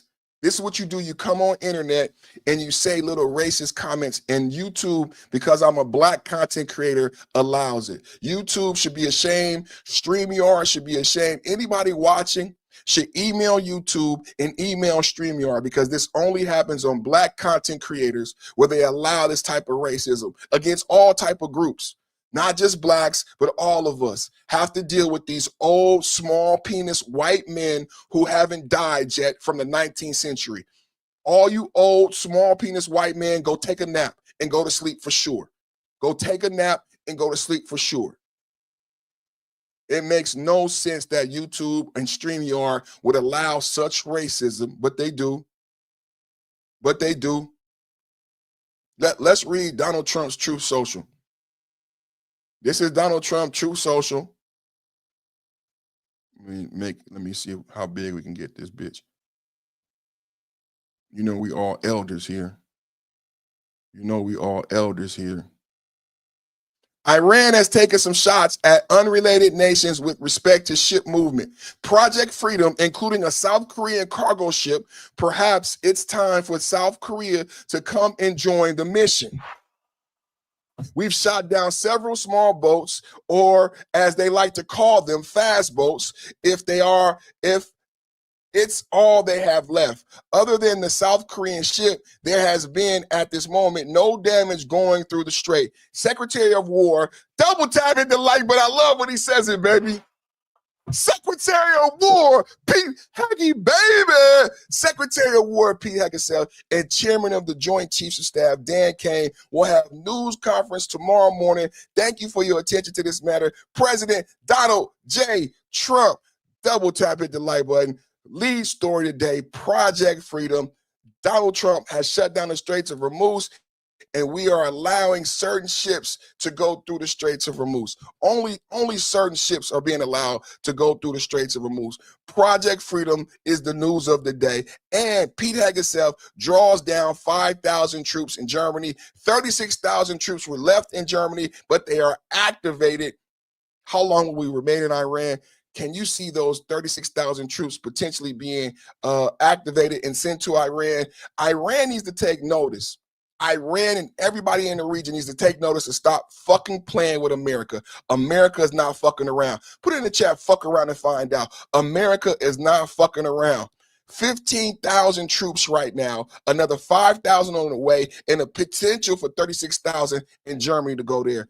Fuck around and find out, Iran. Double tap at the like button. Project Freedom. Then we'll have A-10 Warthogs up. We'll have airborne command and control aircraft, intelligence, surveillance, and reconnaissance aircraft to have a complete view of what's happening. So if anybody from Iran, one little mosquito boat or 5 mosquito boats decide to leave Iranian waters, they're going to be, and we have the ROE now. There's been statements from the administration that the ROE allows us to strike those kind of vessels. So the Iranians are going to have to transit 20 plus miles across the Strait of Hormuz to get into range to launch an RPG. That they're not going to be able to do that without being blown up, just like we're seeing in the Southcom area in Venezuela and the Caribbean. They won't get across. Drones are going to be neutralized now. We have new technologies there, lasers and things of that nature. And any kind of ballistic or anti-ship cruise missiles are not going to have any targeting data. So they're going to shoot into the blind if they try it. So I don't think the Iranians are going to have much success here. So it's really a matter of will by the international shipping community following the will that's been demonstrated by the United States Navy. Then we'll have A-10 Warthogs up. This is the fact of the matter. Look, remember the picture I just showed? Remember the picture I just showed? They have no chance, bro. They have no chance, bro, at all. And remember, this is only 10% of our Navy. We still have 36,000 troops in Germany. We have 15,000 troops there, over 100 aircraft carriers. Somebody in the chat said a statement that I believe this is why we had the White House Correspondents' Day shooting, because this false equivalent that the young people make. Who is Hitler? There's some young people in the chat. Can you tell me who is Hitler and why you don't like him? Can you tell me who is Hitler and why you don't like him, Joseph?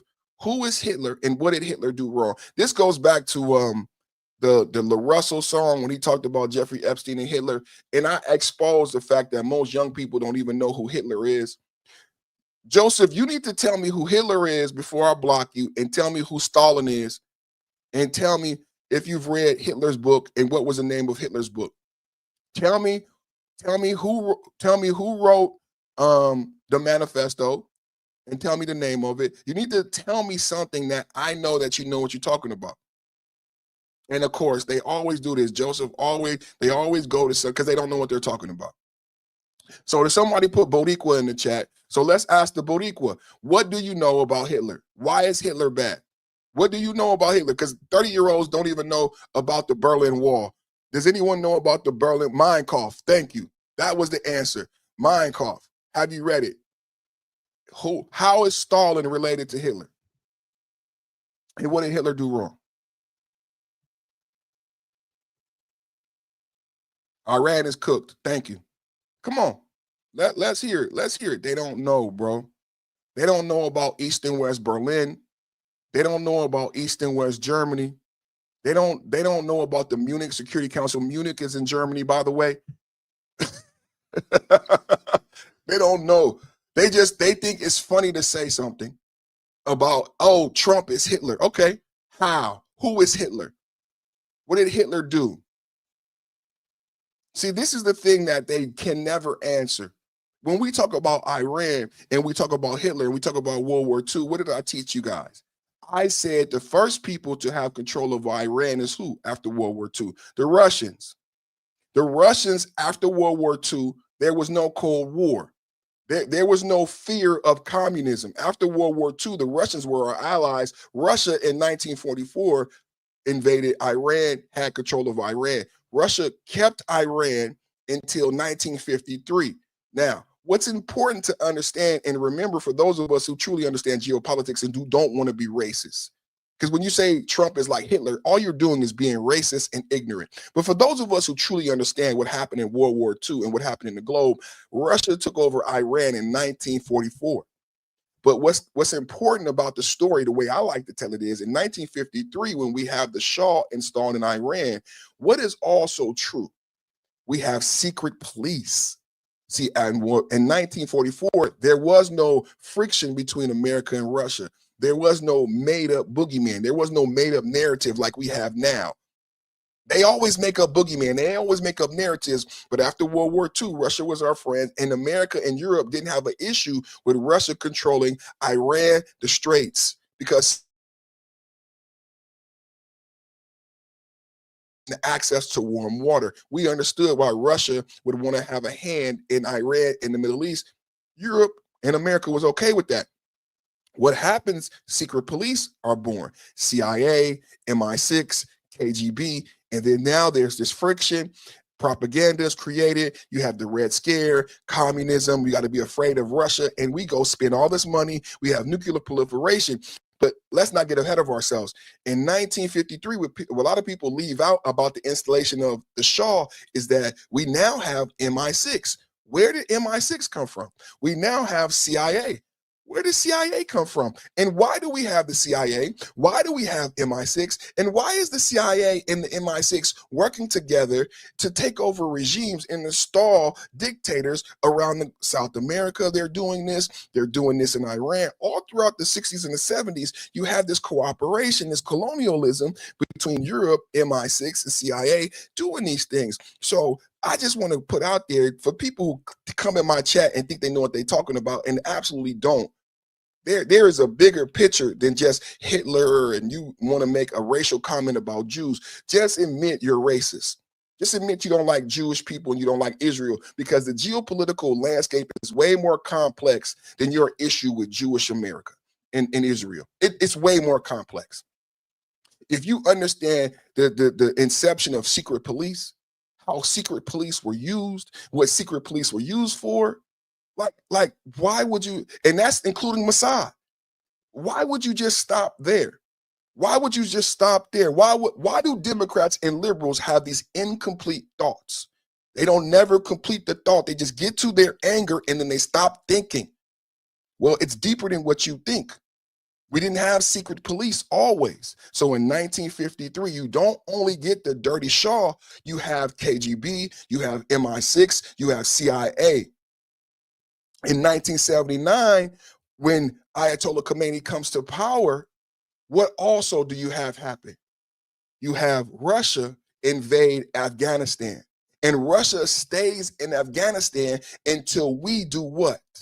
Do you see how the interconnection of geopolitics and all of these events in the world? Russia invades Afghanistan in 1979 because they lose power in the region. They stay in Afghanistan until what?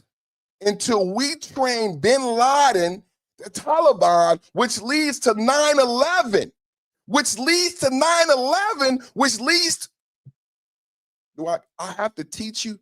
You're supposed to be entertained. It's a podcast. Some of this shit you should know if you're a good American.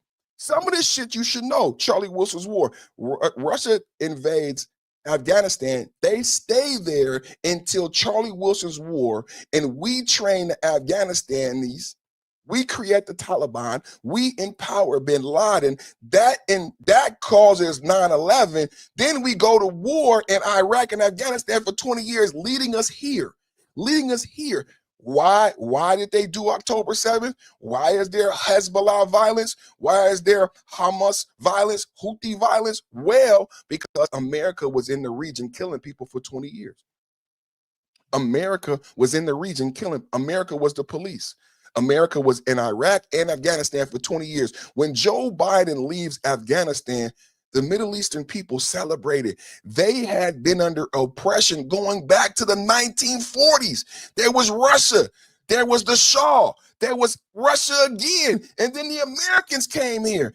Everybody keeps coming here, bombing us, taking our fucking oil.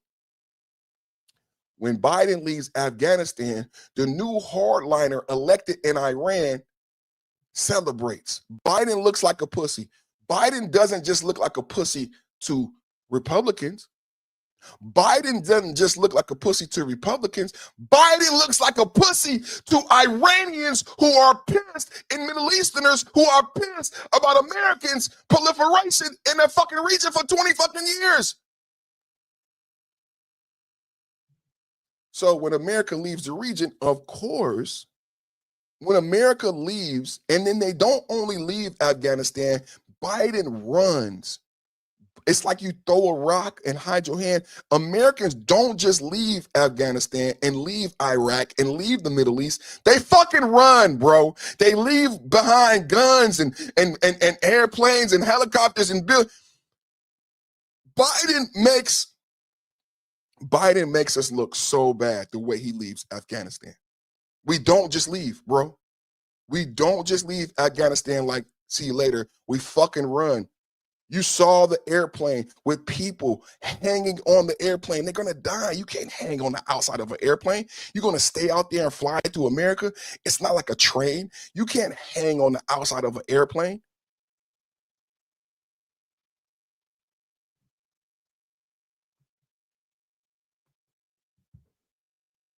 Let's get back to the video. This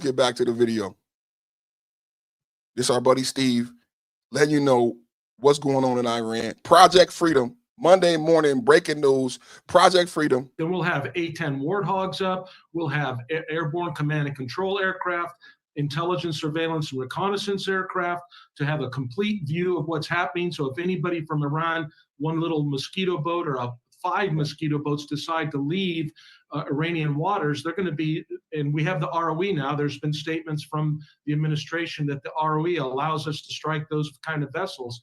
So the Iranians are going to have to transit 20 plus miles across the Strait of Hormuz to get into range to launch an RPG. That they're not going to be able to do that without being blown up, just like we're seeing in the Southcom area in Venezuela and the Caribbean.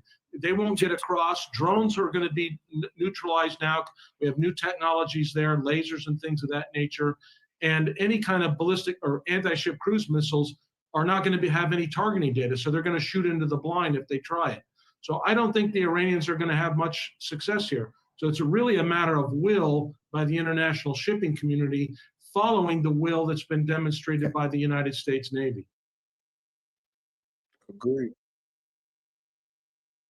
Safely escorted out of that waterway. The president, who is here in Doral at his golf club watching the PGA Cadillac Championship, posted this on Truth Social, saying, for the good of Iran, the Middle East, and the United States, we have told these countries that we will guide their ships safely out of these restricted waterways so that they can freely and ably get on with their business. Today, the Iranians claim that the U.S. has responded to their latest proposal. President Trump posted online that he doubted that the proposal would be acceptable. Iran says this is a 14-point plan following the U.S.'s 9-point proposal. Iran says that these were not nuclear negotiations, and President Trump has made clear that Iran's nuclear capability is a non-negotiable.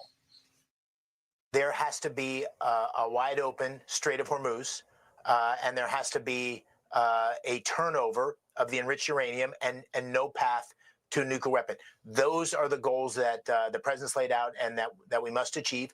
And it really is in Iran's hands.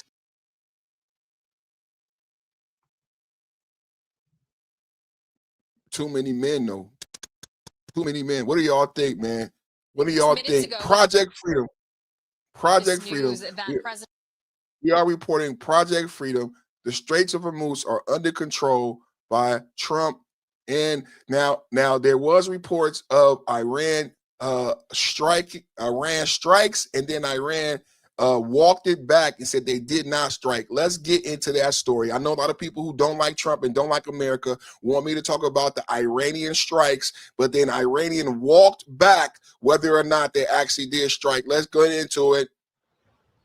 Fears of renewed military operations between the U.S. and Iran rose on Monday over the movement of ships through the Strait of Hormuz.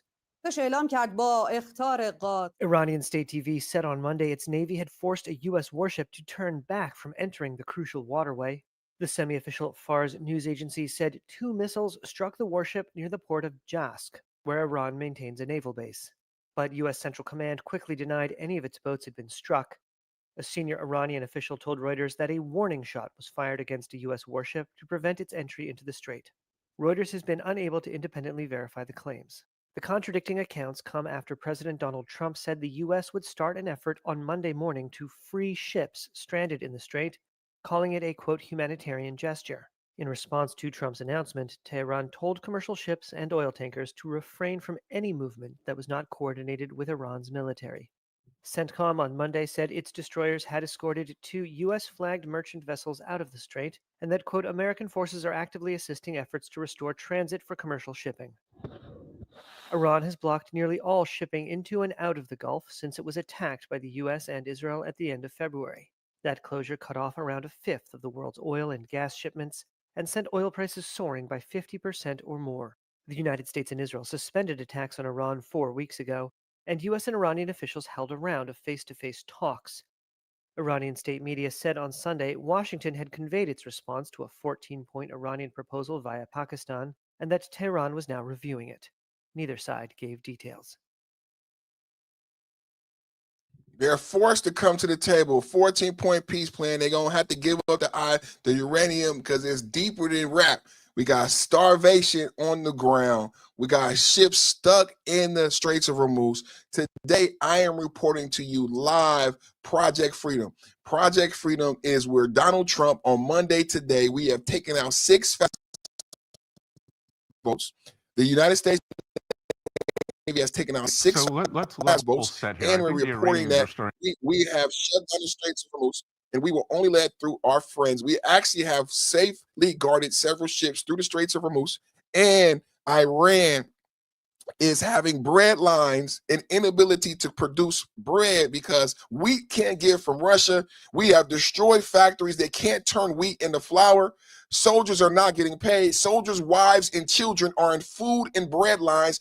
400% increase in inflation. People are starving. Soldiers are unpaid. These are the facts on the ground. America has control of the straits. This is Secretary Scott giving more details. Yeah, so let's level set here. I think the Iranians are starting to believe their own propaganda. And just to be clear, the leadership is hunkered down in bunkers all over the country. And I don't think they know what's going on. But what is going on is that they're reduced. Their navy is not a navy anymore. It's a band of pirates. They are trying to cut off international freedom of navigation through the Strait of Hormuz, and the U.S. is opening that up. This is a humanitarian effort. I can tell you, 2 weeks ago was IMF World Bank Week in Washington, and I had numerous countries come up to me, some of the poorest, some of the most vulnerable, and ask us to do this because it's not only energy that's in there, it's fertilizer, it's food transport, it's LPG for the more than the billion plus people in India use to cook. So we are saying the Iranians do not have control of the strait. We have absolute control of the strait. We have blockaded the ships going into or out of Iranian ports. Their economy is in free fall, and everyone says they have the high tolerance for pain. Well, their soldiers will not have a high tolerance for not getting paid. Senator Reid believes the soldiers will not have a high tolerance for not getting paid. So today, to support my argument, I talked about Cuba, and I talked about the backlog in Cuba. Let me go to Cuba real quick. Cuba backlog at hospitals, and then I'm gonna play again what Scott just said, because it's important what he just said, because he just said what is on those oil tankers, what are on some of the ships. As of March and April, Cuban hospitals are facing a severe backlog, an operational crisis with over 96,000 patients awaiting surgery. That's what I want to get into. That's what I want. Cuba healthcare strained by deepening energy crisis. Now it's kind of difficult to get some real reporting on this, because a lot of what you see is going to be anti-Trump, but I still want to go to some of these things. I want to talk about what's happening on the ground in Cuba. Double tap at the like button because it's relevant to what the secretary just spoke about on what is still on those ships in the Straits of Hormuz. For her life at this hospital in Havana, the mother of 2 young boys has leukemia. Administering what in most places would be routine cancer treatments is almost impossible here. Garcia lives about 20 miles away from the hospital, too far to walk. She tells me without fuel or affordable transportation, life has only gotten harder. We are fighting every day, she says. My biggest fear is going to bed and not waking up next morning. This is a supply room where all of the medicine is stored, but power can go up for up to 8 hours at a time, which is enough to make the refrigerated medication spoil. They've had to come up with other ways to keep it cold. You try to save it. Of course. Doctors here say across the country, people are dying because of the fuel crisis. So far, they tell me this hospital has been lucky. Yadera Colas' 11-year-old son got here today in an ambulance. She says she feels grateful for that because transportation is so scarce. Ambulances not on the road are in places just like this one. Some broken, some in need of repair, others just in need of gas. That's so hard to come by. In fact, 300 ambulances are sitting idle. There are only 25 being used for the entire country, all electric. Everywhere you turn, Cubans are suffering. The streets have been dark and homes dangerously hot. Garbage is piling up on every street corner. Carlos Montes de Osa says he tries to stay calm, but it's overwhelming. The stress gets to you. You could have a heart attack, he says. Families huddle around in the dark. It makes you want to cry, Isabel Garcia tells me. They feel devastated. Patience is running thin as these power outages affect every aspect of life here, from keeping food cold to getting clean water. It is a huge challenge for all of these families. From keeping food cold to getting clean water. This is my assessment when I talk about Iran and what is actually happening in Iran. Now, think about what you just watched about Cuba. Now, listen to the secretary talk about what's happening in Cuba and put it in context as you understand what the blockade is accomplishing in Cuba and in Iran. The same thing that's happening in Cuba will happen and is happening in Iran. And I had numerous countries come up to me, some of the poorest, some of the most vulnerable, and ask us to do this because it's not only energy that's in there, it's fertilizer, it's food transport, it's LPG for the more than the billion plus people in India use to cook. So we are saying. Did you hear what he said? It's not just oil. The Straits of Hormuz being shut down has stopped, similar to Cuba, all of these supplies getting into the people of Iran, just like Cuba. They said the medical supplies in Cuba are going bad because the refrigerators don't work. They have an inability to house medicines because the refrigerators, the power is offline 18 hours a day. They don't have insulin. They don't have saline. They don't have bandages. They don't have flour. Do you guys understand what's happening in Cuba and Iran? This is what's not being talked about. This is the reality of the Straits of Hormuz being closed and nothing getting in and out of Iran. Countries come up to me, some of the poorest, some of the most vulnerable, and ask us to do this because it's not only energy that's in there, it's fertilizer, it's food transport, it's LPG for the more than the billion plus people in India use to cook. So we are saying the Iranians do not have control of the strait. We have absolute control of the strait. We have blockaded the ships going into or out of Iranian ports. Their economy is in free fall, and everyone says they have the high tolerance for pain. Well, their soldiers will not have a high tolerance for not getting paid. Senator Reid believes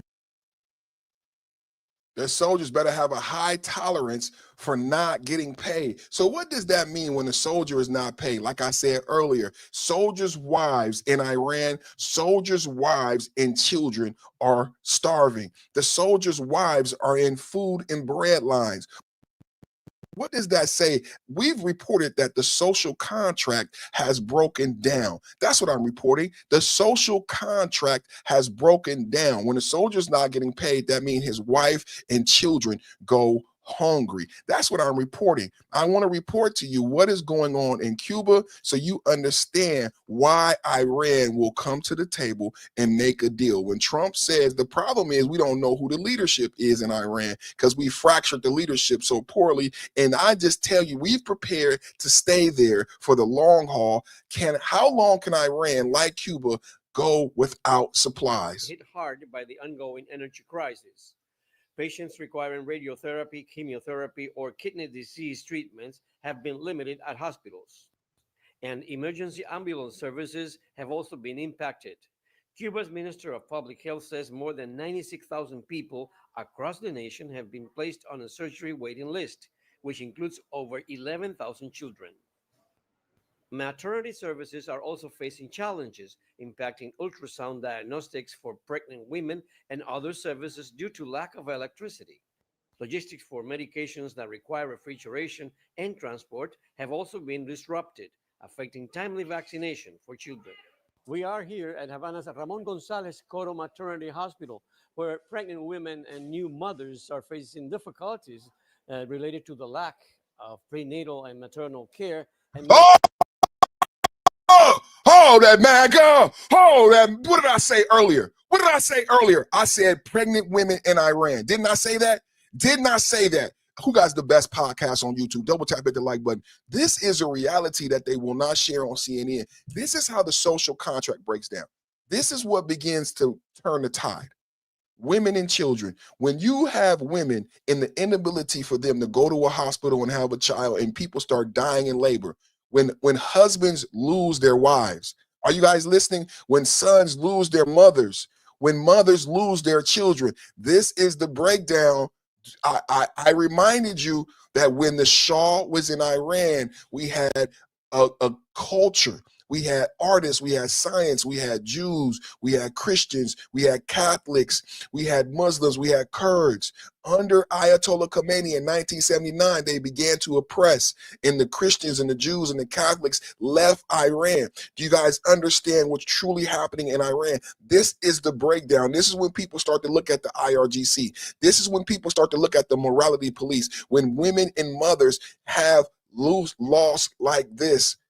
This is the best podcast.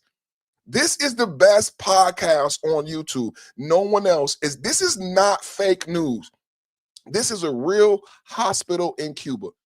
This is a real hospital in Cuba. These are realities. So when Scott says what's on the boats, you guys got to listen to this. When Scott says it's not just oil on the boats, right? It's not just what's in the Straits of Hormuz is the same things that Cuba needs. Us to do this, because it's not only energy that's in there, it's fertilizer, it's food transport, it's LPG for the more than the billion plus people in India use to cook. So, and he's leaving out medical supplies, medical supplies, medical supplies. Double tap, hit the like button. This is the reality of the globe. This is the reality of the globe. For children. We are here at Havana's Ramon Gonzalez Coro Maternity Hospital, where pregnant women and new mothers are facing difficulties related to the lack of prenatal and maternal care and medical resources due to the ongoing energy crisis that limits access to services. The hospital staff is working on ways to provide basic services to patients while rescheduling surgeries, medical consultations, and other services. Logistics and transportation for the staff have also been impacted due to limited resources. At this maternity ward, some mothers who have already delivered their babies told CGTN about difficulties they have experienced. During my pregnancy, I had difficulties with the genetic ultrasounds, which were postponed due to lack of electricity. However, the doctors have been very helpful despite the lack of electricity and medicines. So moms, pregnant women in Cuba and Iran can't get ultrasounds. Are you guys listening to what is really going on? I mean, if you listen to the Iranian men, they keep saying Iran is going to win and U.S. this and that. I don't think they care about the women and the children. I want to hear from some Iranian women about this conflict. I don't believe the men speaking on behalf of Iran care about the women and the children and what's happening to them in order to keep their ideology and their egos. Actually, my community hospital where I was supposed to have my baby girl was closed over lack of resources. I also had difficulties getting the prenatal vitamin supplements. I came to this hospital on my own, and I'm grateful for the assistance I received. Power outages are also affecting medical technology in hospital operating rooms. In a unit like this one, a risk unit where patients are admitted for urgent surgery, the flow of electricity is crucial for vital anesthesia equipment like this one, which has suffered from power disruptions due to blackouts. This hospital also provides various treatments for patients, including pregnancy-related cancer. The hospital director says the ongoing crisis has limited what they can offer. We treat complex conditions requiring specific surgery proceedings, and this has been limited due to the energy crisis affecting the country. The director also said that medical staff transportation, meal preparation for patients, use of power generators, and medical equipment are also being affected. The energy crisis has forced the reorganization of medical service by prioritizing basic medical services in order to save resources. Cuban health authorities have called on the international community for support as the island continues to face this multifaceted crisis. Richardino CGTN, Havana. I like Prometheus is right. This is a brutal reality of what's going on. And people don't want to be honest about the realities, right? People don't want to be honest about the realities. And I'm just doing my best to give y'all the actual truth. And people want you guys to not have the truth. Now, remember, I told you there was news of Iran and a strike on certain ships and vessels, and they bombed the UAE. You're going to hear a lot of news about Iranian ballistic missiles in UAE. Let's go to this report where Iran is now walking back and saying they did not bomb the UAE. Double tap, hit the like button. State media that a US warship has turned back from the area of the Strait of Hormuz, and that according to Iran's Navy, it's prevented the entry of US warships into the Hormuz area, according to state television, going on to add that 2 missiles hit a US warship near Jask Island after it ignored Iranian warnings. Now, this is being reported by the Fars news agency. That's state media in Iran. I cannot, at this moment, independently verify that for you. But this is what we're hearing from the Iranians. We've not had any response as yet from the Americans or the White House or Donald Trump on Truth Social. I'm sure we will either get their version of events or a counterclaim in due course. But at the moment, at this time, Iran is claiming via state media, the Fars news agency, that 2 missiles have hit a US warship near Jask Island after that warship allegedly ignored Iranian warnings. It says, according to local sources, Fars news agency, the warship turned back from the area, and Iran's Navy is being cited as saying by state media that it's prevented the entry of warships in the Strait of Hormuz area. That's according to details being broadcast on state television.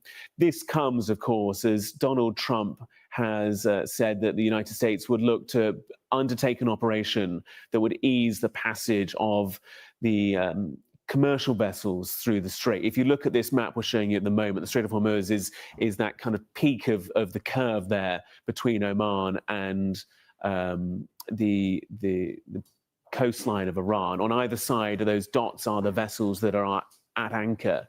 Donald Trump saying that 15,000 US troops will be utilized to enable the passage of these vessels. He claims that it's for humanitarian bases, although analysts and experts claim that there's perhaps a different rationale behind that.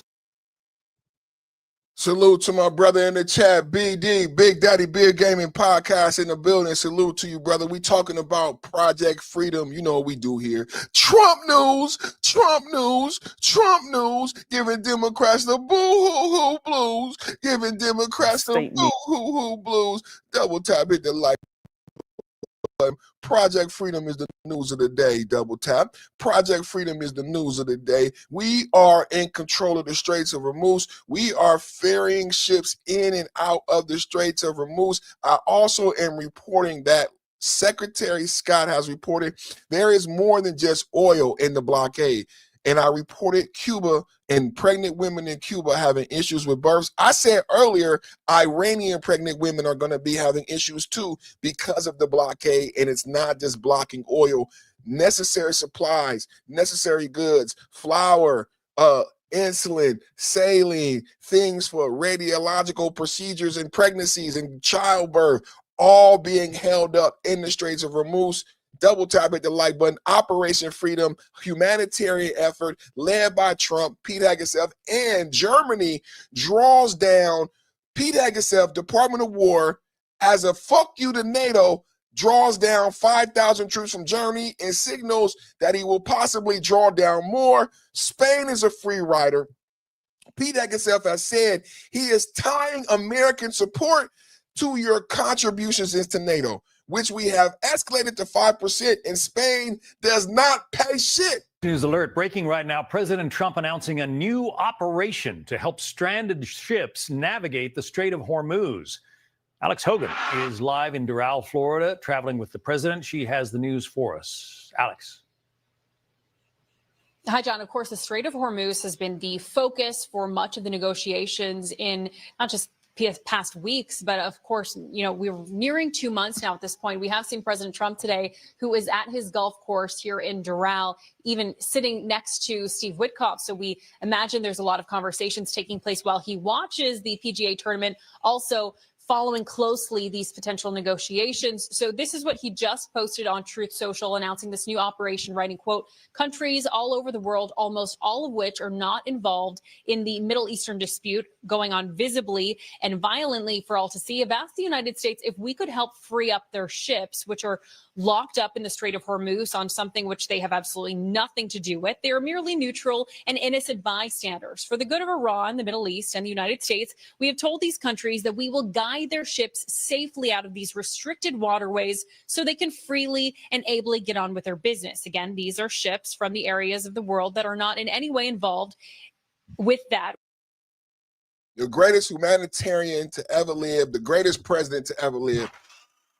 Let's read it right now. Donald Trump said, let's read. This is Donald Trump's True Social, what Donald Trump wrote on True Social. Donald Trump said on something, let's see, let me see. How about countries from all over the world, almost almost all of which are not involved in the Middle Eastern dispute going on so visibly and violently for all to see, have asked the United States if we could help free up their ships which are locked up in the Straits of Hormuz.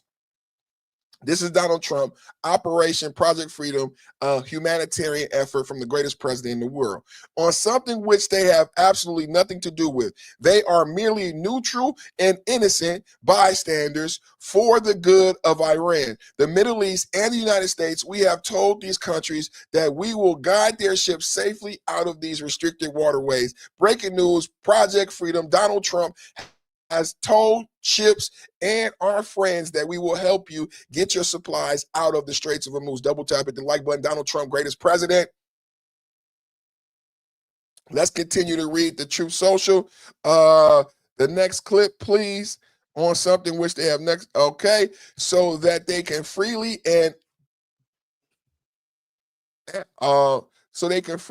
ably get on with their business. Again, these are ships from areas of the world that are not in any way involved that which is currently taking place in the Middle East. So Trump again saying he will help our friends. He will help our friends in the Middle East. Double tap at the like button. From the areas of the world that are not in any way involved with that, which is currently taking place in the Middle East. I have told my representatives to inform them that we will use the best efforts to get their ships and crews safely out of the strait. In all cases, they said they will not be returning until the area becomes safe for navigation and anything else. This process, Project Freedom, will begin Monday morning, Middle Eastern time. And I'm fully aware that my representatives are having very positive discussions with the country of Iran and that these discussions could lead to something very positive for all. The ship movement is merely meant to free up people, companies, and countries that have done absolutely nothing wrong. They are victims of this circumstance. So again, we're reporting on Project Freedom today. Project Freedom today. Project Freedom is Trump in control of the Straits of Hormuz, and Trump now saying that he will help our friends ferry their way through the Straits of Hormuz with our help. How do you guys feel about that? How do you guys feel about that? Double tap, hit the like button. Double tap, hit the like button. In response, Iran attacked the UAE. Now, remember, the UAE left OPEC, and ballistic missiles that Iran claimed to not have were sent at the UAE. I believe 4 missiles. Iran's response to the Project Freedom initiative, humanitarian initiative, was to break the ceasefire and bomb the UAE. Let's get details. Again, Iran's response to Trump's humanitarian efforts, was to bomb the UAE. Let's get details and break the ceasefire. Iran breaks the ceasefire. Quote, unprovoked terror attacks from Iran today using missiles and drones headed into the UAE. Lucas, welcome. What's the latest from where you are? Martha, we've heard explosions in the distance throughout the evening. We've received at least four push alerts to our mobile phones warning us of incoming missiles. And we just heard from the commander of U.S. Central Command, Admiral Brad Cooper, who says U.S. warships and commercial ships came under missile attack earlier while transiting the Strait of Hormuz. And Apache gunships and MH-60 Seahawk helicopters were dispatched to destroy 6 Iranian small boats. You read the beginning of that statement from the UAE Foreign Ministry. I'll continue. It says, quote,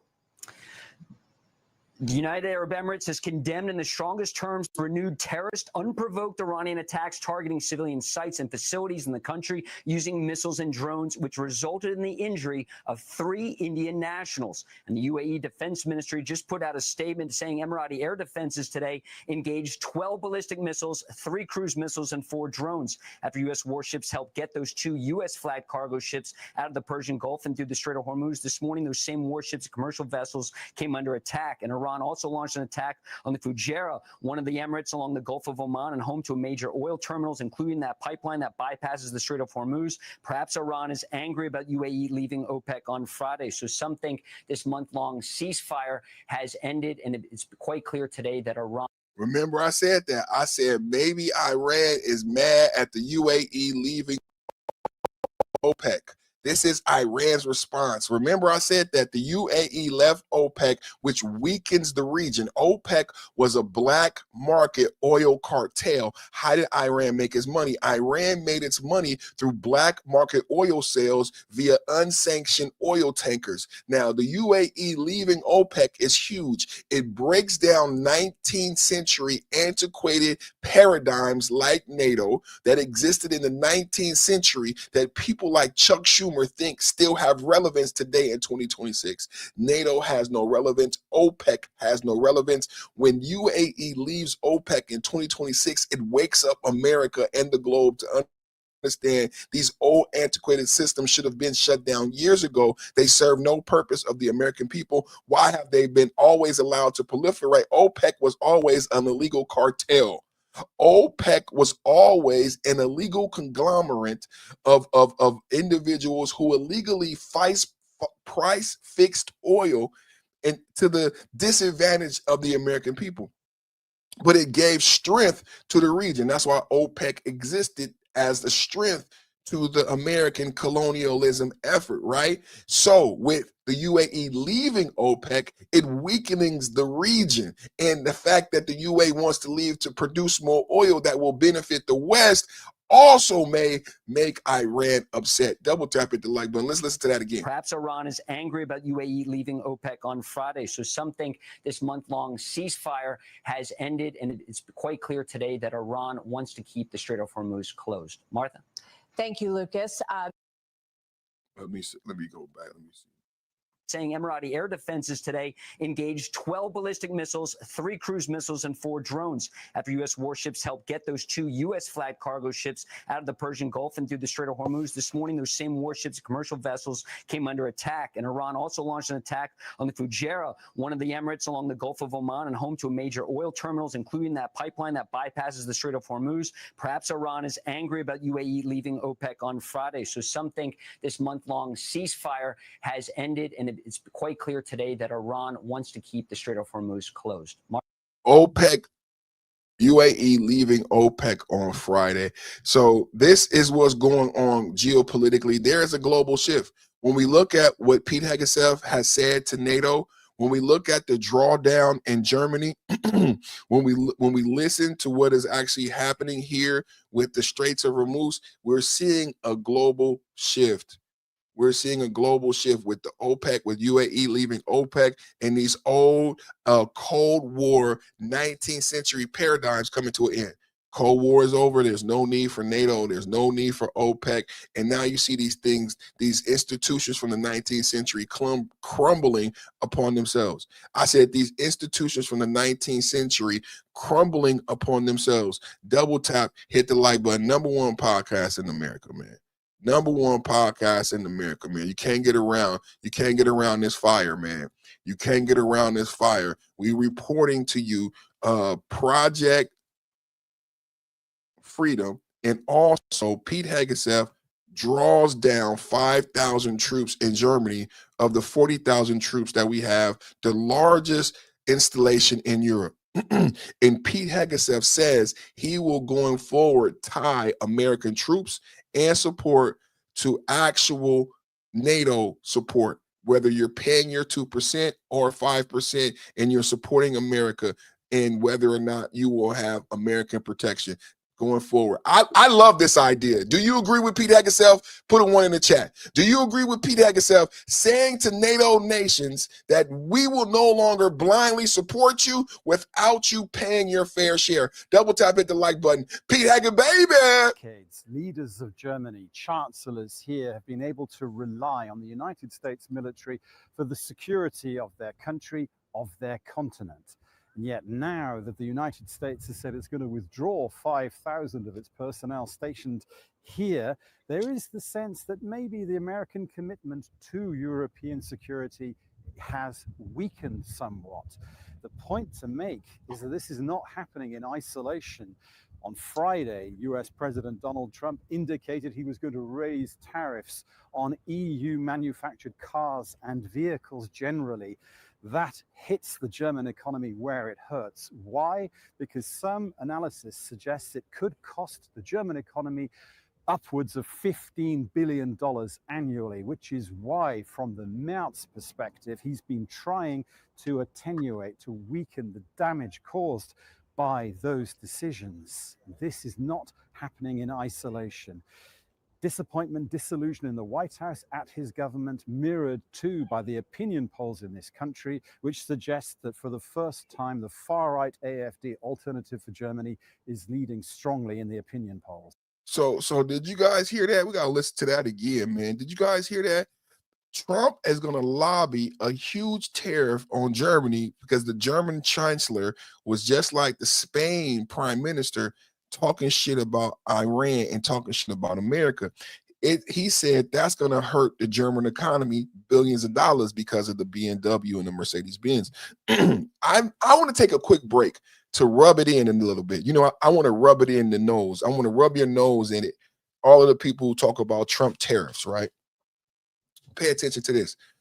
Why don't Mercedes and BMW say fuck Trump and just pass on the cost of the tariffs to the American consumer and just raise the price? Because everybody argues all the time. This is how you defeat the tariff argument. So Trump is going to lobby tariffs on German automakers. It's going to cost the German automaker money. People will say, if the cost gets passed on to you as a consumer, why don't they just raise the price of the car? It's not a big deal. What I said last week is the same thing about the Japanese. Why don't the Japanese just raise the price of the Camry? And I said the market sets the price of a 4-door sedan. The market sets the price of a 4-door luxury sedan. If Toyota outprices the market, their cars will sit on the lot. It doesn't matter how much they have to pay in tariffs. They lose profit. They have to price their vehicles at a competitive rate in the market of capitalism. The same thing is true with German. I know it's a luxury vehicle, but there is a market for luxury sedans.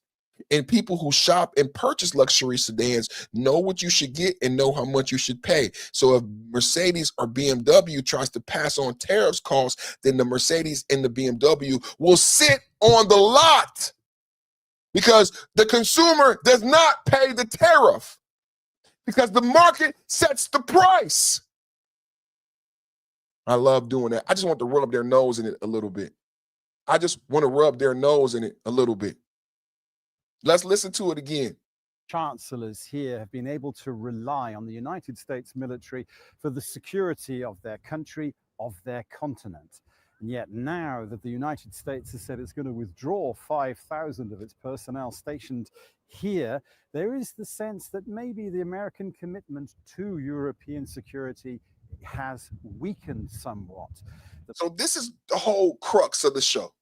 The whole crux of today's show is that what he just said, that I am not just looking at this one-sided, that this is a multi-sided 4D chess that we're playing. And I love the intelligence that I'm listening to here.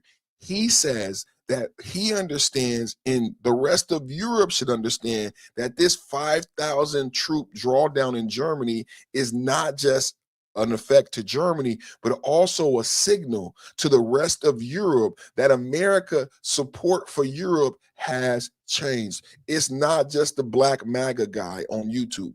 It's not just me saying it. I can yell it till the cows come home. I am simply presenting to you a reality that the legacy media has been hiding from you. I am not making up the news. I am reporting the news. Let's listen to what he said again. And I've said this for 6 months. I've educated you on this for 6 months, going back to the Green Dome, going back to Venezuela. I have said that America's relationship with the monarchy, America's relationship with NATO and Europe and UK has changed. And now Europe is recognizing that. And remember, I reported Pete Hegseth has said he will no longer support the free riders. The American commitment to Let's listen. European security of their continent. And yet now that the United States has said it's going to withdraw 5,000 of its personnel stationed here, there is the sense that maybe the American commitment to European security has weakened somewhat. Not maybe. Not maybe. It has. It has changed. Trump has said it. Marco Rubio has said it. Pete Hegseth has said it. Europe, wake up. Iran, wake up. No one knows what we will do, how far we're willing to go. We are not playing with Macron. We are not playing with Starmer. We are not playing with the German chancellor. We are not playing with Iran. Wake up, globe. Wake up. Listen to this again. There is no maybe. There is no maybe. NATO and Europe, you are on alert. NATO, Europe, Spain, Pedro, you need to know you are on alert. That the United States has said it's going to withdraw 5,000 of its personnel stationed here, there is the sense that maybe the American commitment to European security has weakened somewhat. The point to make is that this is not happening in isolation. On Friday, US President Donald Trump indicated he was going to raise tariffs on EU manufactured cars and vehicles generally. That hits the German economy where it hurts. Why? Because some analysis suggests it could cost the German economy upwards of $15 billion annually, which is... Now, you know what type of channel this is, right? You know what type of channel this is. I love doing my job, so I do my research and my education. Donald Trump tariff could potentially cost the German economy $15 billion, potentially. But what is happening today with the Pete Hegseth Department of War 5,000 troop teardown?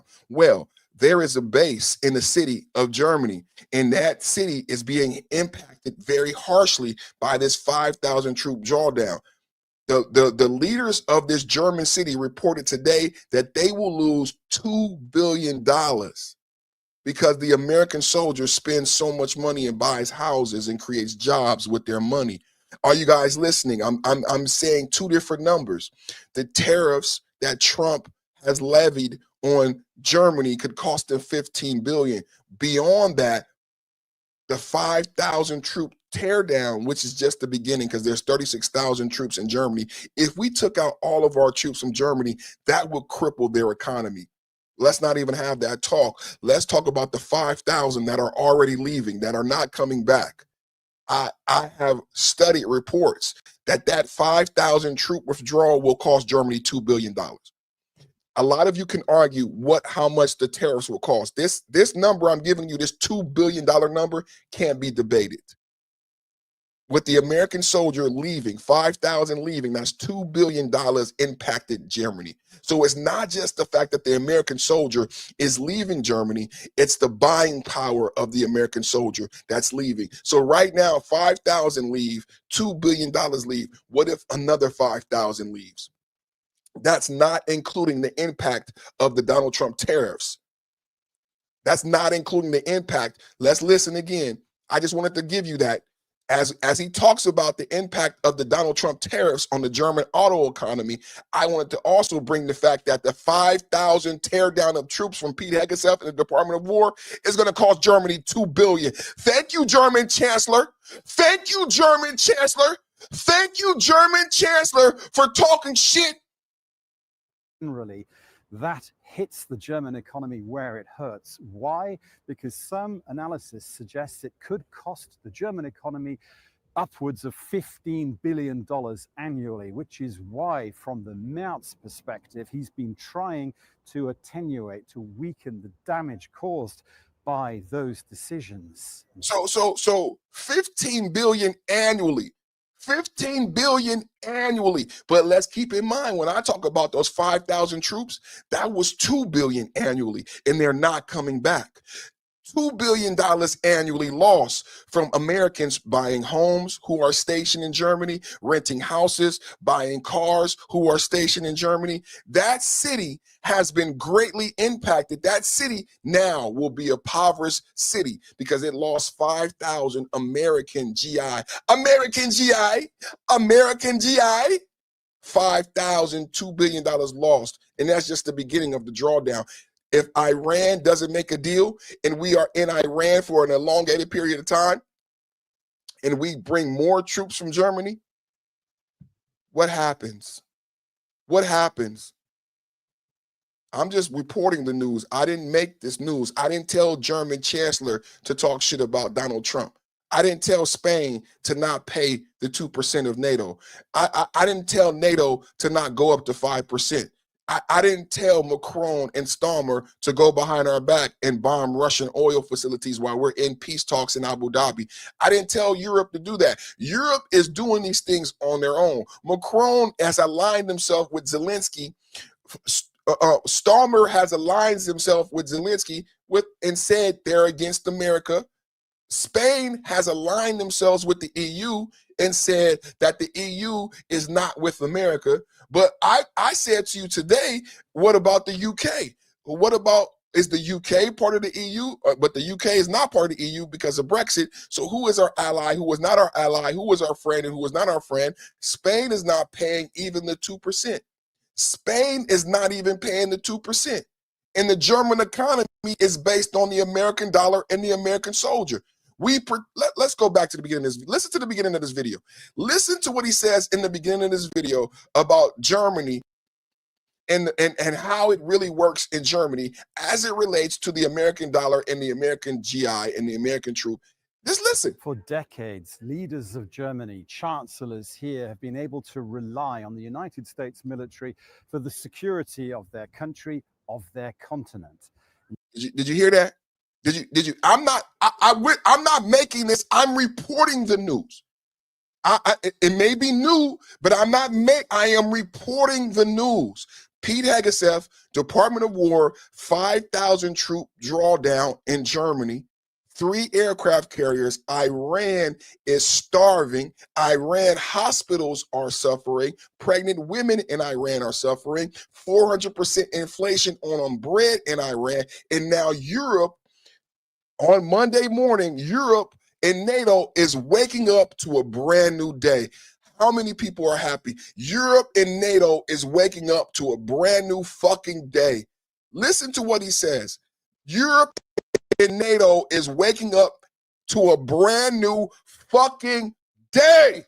America first, America first, America motherfucking first. Double tap, hit the motherfucking like button. America first. Listen to what we are to Germany and NATO. For decades, leaders of Germany, chancellors here, have been able to rely on the United States military for the security of their country, of their continent. United States has protected the German country and continent for decades. What is our ROI? I asked my wife, do you know about the Berlin Wall? She doesn't know. My wife is in her 30s. She didn't know about the Berlin Wall. I asked my wife, do you know about East and West Germany? She doesn't know about East and West Germany. My wife doesn't know about Gorbachev. Tear down that wall. Gorbachev, tear down that wall. These are realities of geopolitics after World War II. Where is Israel? For all of you lazy racists who want to blame Israel and Jews, what does Israel and Jews have to do with any of this? The Berlin Wall, East and West Germany, and 40,000 troops protecting the entire continent. Please, the Israeli boogeyman, where is he? This is geopolitics.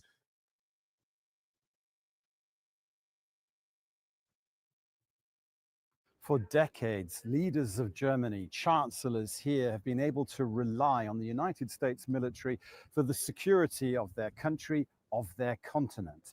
And yet now that the United States has said it's going to withdraw 5,000 of its personnel stationed here, there is the sense that maybe the American commitment to European security has weakened somewhat. Has the commitment changed? I want to know from you. I want to know from you in the chat. Tell me, it's some intelligent people in my chat room. I have very intelligent people who watch. Even the trolls. Has the commitment to NATO changed?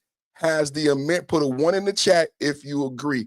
Europeans today have woken up and they are asking, has the commitment from the West and the Americans changed? How do the Americans feel in 2026 about protecting Europe and Germany and the EU and UK and Spain being part of this great West? I argue there is a new West. If you watch my channel, if you join my channel, if you read my community tab, when you become a member, you get access to my community tab. It's like a newspaper. I put out a lot of information on my community tab. Put a 1 in the chat if you believe that America's commitment to European safety has changed. Do you believe we are moving differently going forward? Let's listen. I need to know how you feel about it. He is telling you what Europe is wondering. 5,000 of its personnel stationed here, there is the sense that maybe the American commitment to European security has weakened somewhat. The point to make is that this is not happening in isolation. On Friday, US President Donald Trump indicated he was going to raise tariffs on EU manufactured cars and vehicles generally. That hits the German economy where it hurts. Oh, you guys, I didn't hear that. Oh, you guys, I'm so glad we're breaking this video down by the very last compound. He said, I thought, I get excited. Prometheus, did you hear that? Prometheus, did you hear that? He said the EU. I thought he said Germany would get the tariffs. He said he's putting these auto tariffs on the entire EU, and that will have an adverse effect on Germany.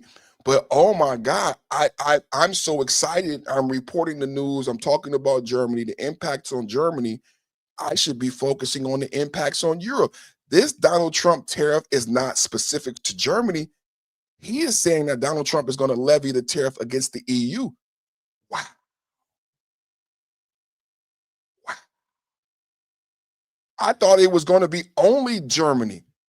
I thought Donald Trump was, I reported about the tiff between him and the German chancellor, right? I thought this was Donald Trump going after Germany.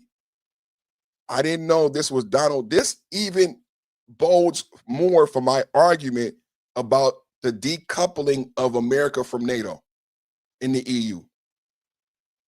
Who agrees with me? I think this goes more to my argument of America decoupling from Europe and NATO. I thought he was doing the levy just on Germany. He just said Trump is doing the tariffs on the entire EU. On Friday, US President Donald Trump indicated he was going to raise tariffs on EU manufactured cars and vehicles generally. that hits the German economy where it hurts. Why? Because some analysis suggests it could cost the German economy upwards of $15 billion annually, which is why, from the Maut's perspective, he's been trying to attenuate, to weaken the damage caused by those decisions. This is not happening in isolation. Disappointment, disillusion in the White House at his government, mirrored too by the opinion polls in this country, which suggest that for the first time, the far-right AfD Alternative for Germany is leading strongly in the opinion polls. Dominic Kane, Al. This is deep, bro. This is deep, bro. This is deep, bro. This is deep, bro. We're talking about the U.S. drawdown. We're talking about the U.S. drawdown and more, and more. We're talking about the U.S. drawdown in Germany, NATO, and more, and more. Let's go to another video I got for you guys. More content, nothing but content, nothing but fire, nothing but fire. Double tap, hit the like button. Not enough likes. Double tap, hit the like button. Not enough likes. Nothing but fire. Nothing but fire content. You're watching the #1 podcast for geopolitical debate on YouTube. It's called The Perfect Timing Podcast, and it's nothing but fire. It's called The Perfect Timing Podcast, and it's nothing but fire.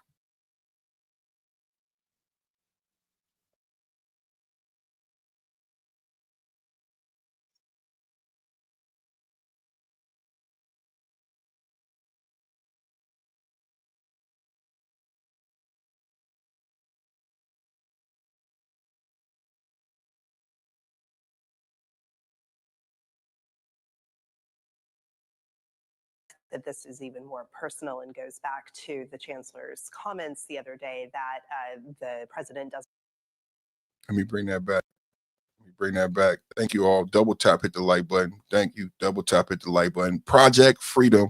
And we're talking about 5,000 troops pulled down in Germany in the fallout. Floated the suggestion that the president, in retaliation for what he sees as an uncooperative paper tiger NATO, may be moving troops around in NATO countries where they're deployed. But moving 5,000 troops from Germany, if he were to follow through, what signal does it send? I mean, certainly I think this is tied up not just in frustration over NATO, although I think that is very, very real.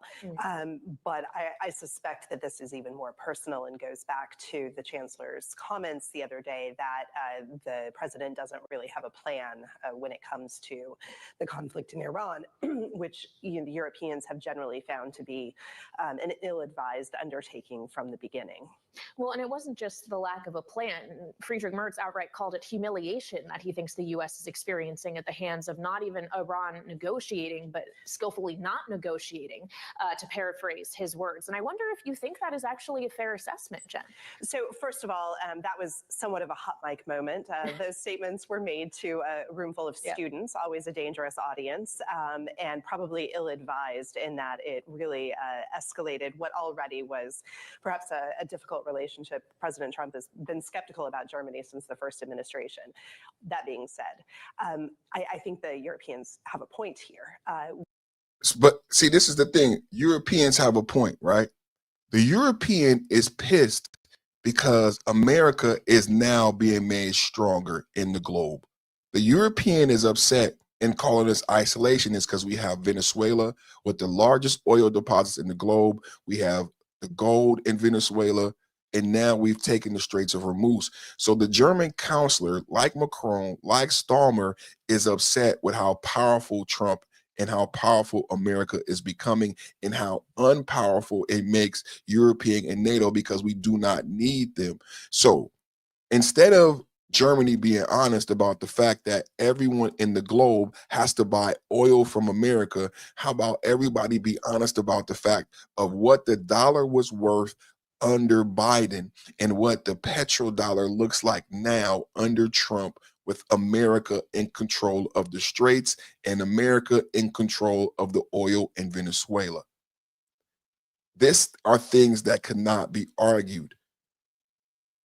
And Germany saying that we were ill-advised, and we are now the #1 distributor of oil, gas, and fertilizer in the globe. Trump has single-handedly brought back to life the petrodollar and the American economy. How could German chancellor say we were not advised properly and we do not benefit? Now, when Biden sent us to the Ukraine and we spent $300 billion in Ukraine and to fight a nuclear Russia, Iran is not nuclear. And we almost ended up in World War III. If Kamala Harris would have been elected president, we would be in a global conflict because the Democrats are so fucking stupid. They don't realize Russia is different than Iran. Russia has fucking 300 nuclear missiles. If Russia wanted to uptick this shit in Ukraine, they could if they wanted to. I'm just giving you the reality. I'm not making the news. I am reporting the news.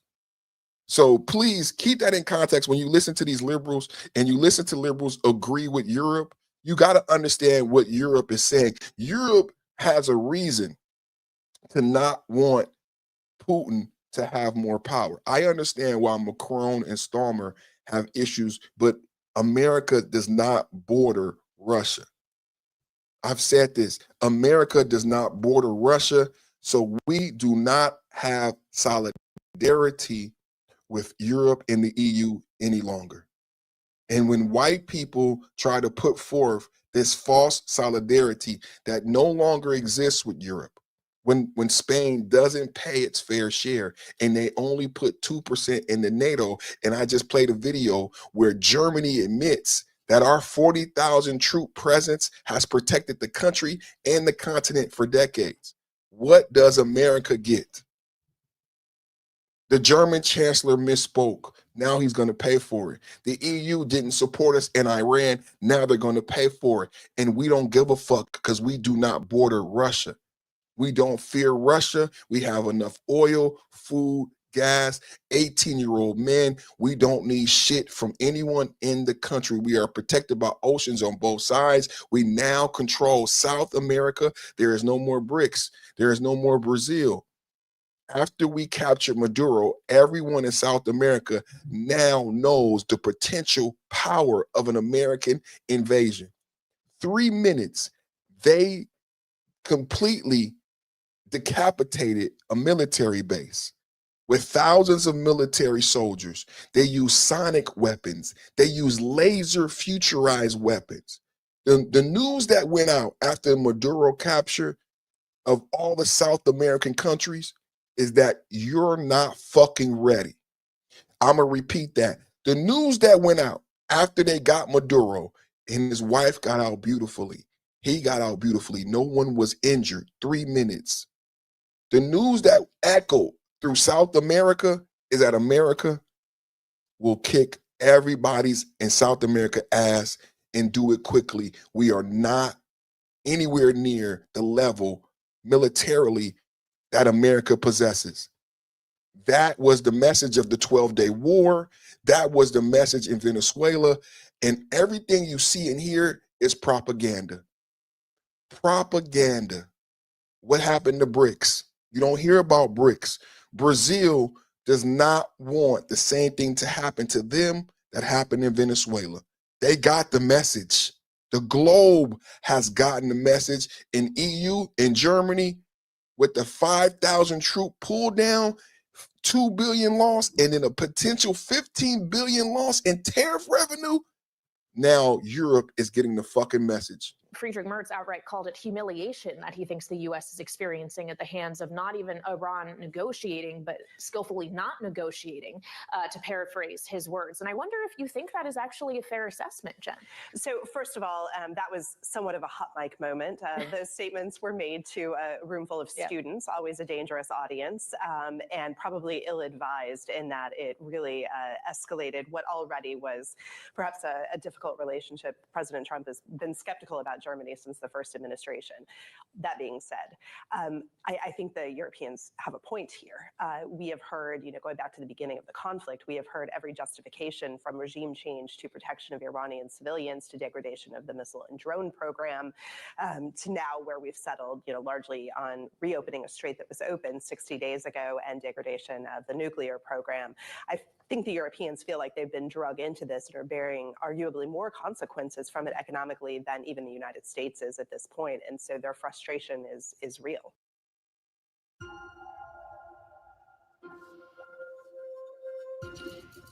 I disagree with that assessment.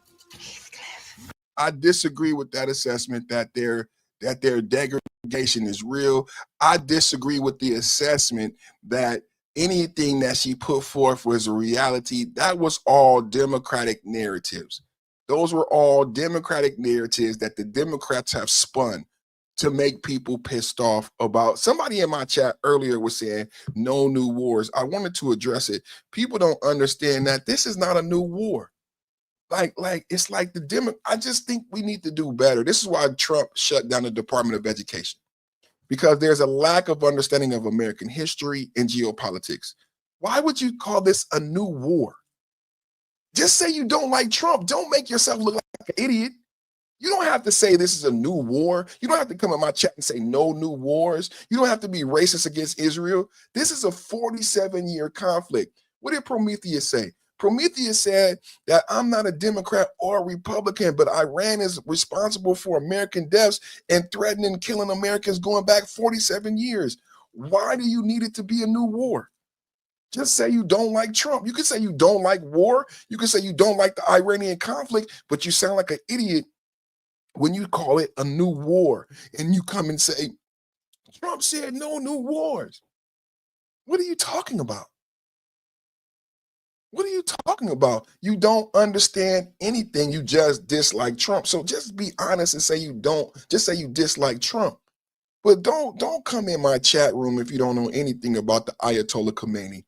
Don't come in my chat room if you don't know about how Iran was before Ayatollah Khomeini under the Shah, that Muslims shared space friendly with Christians, Catholics, and Jews. Before Ayatollah Khomeini, you had culture, art, science. You had a mixed population. Oh, I forgot the Kurds. Do you know? And they all live together. So I just don't do a little bit more research. That's all. Do a little bit more research. Somebody in the chat talking about the school was on the base. I was in a debate. I had a debate about this with a colleague of mine about the school on the base. And I really got to tell you, I don't give a fuck. I got to tell you, I don't give a fuck. That line of bullshit doesn't work here. Okay? The school on the base and all that shit, that line of bull, like Iran's propaganda, I'm not buying into Iran's propaganda. I don't give a fuck that Iran comes out and says, well, that school is no longer on the base. Who the fuck are you? Iran doesn't do shit but lie. Who the fuck are you to tell me whether or not the school was on the base? And like I said, I haven't seen any evidence of the school being female. Where are the females? If there's skeletons of the dead bodies, we would be able to know if they're females. So if there are 150 dead women and children, we would fucking know.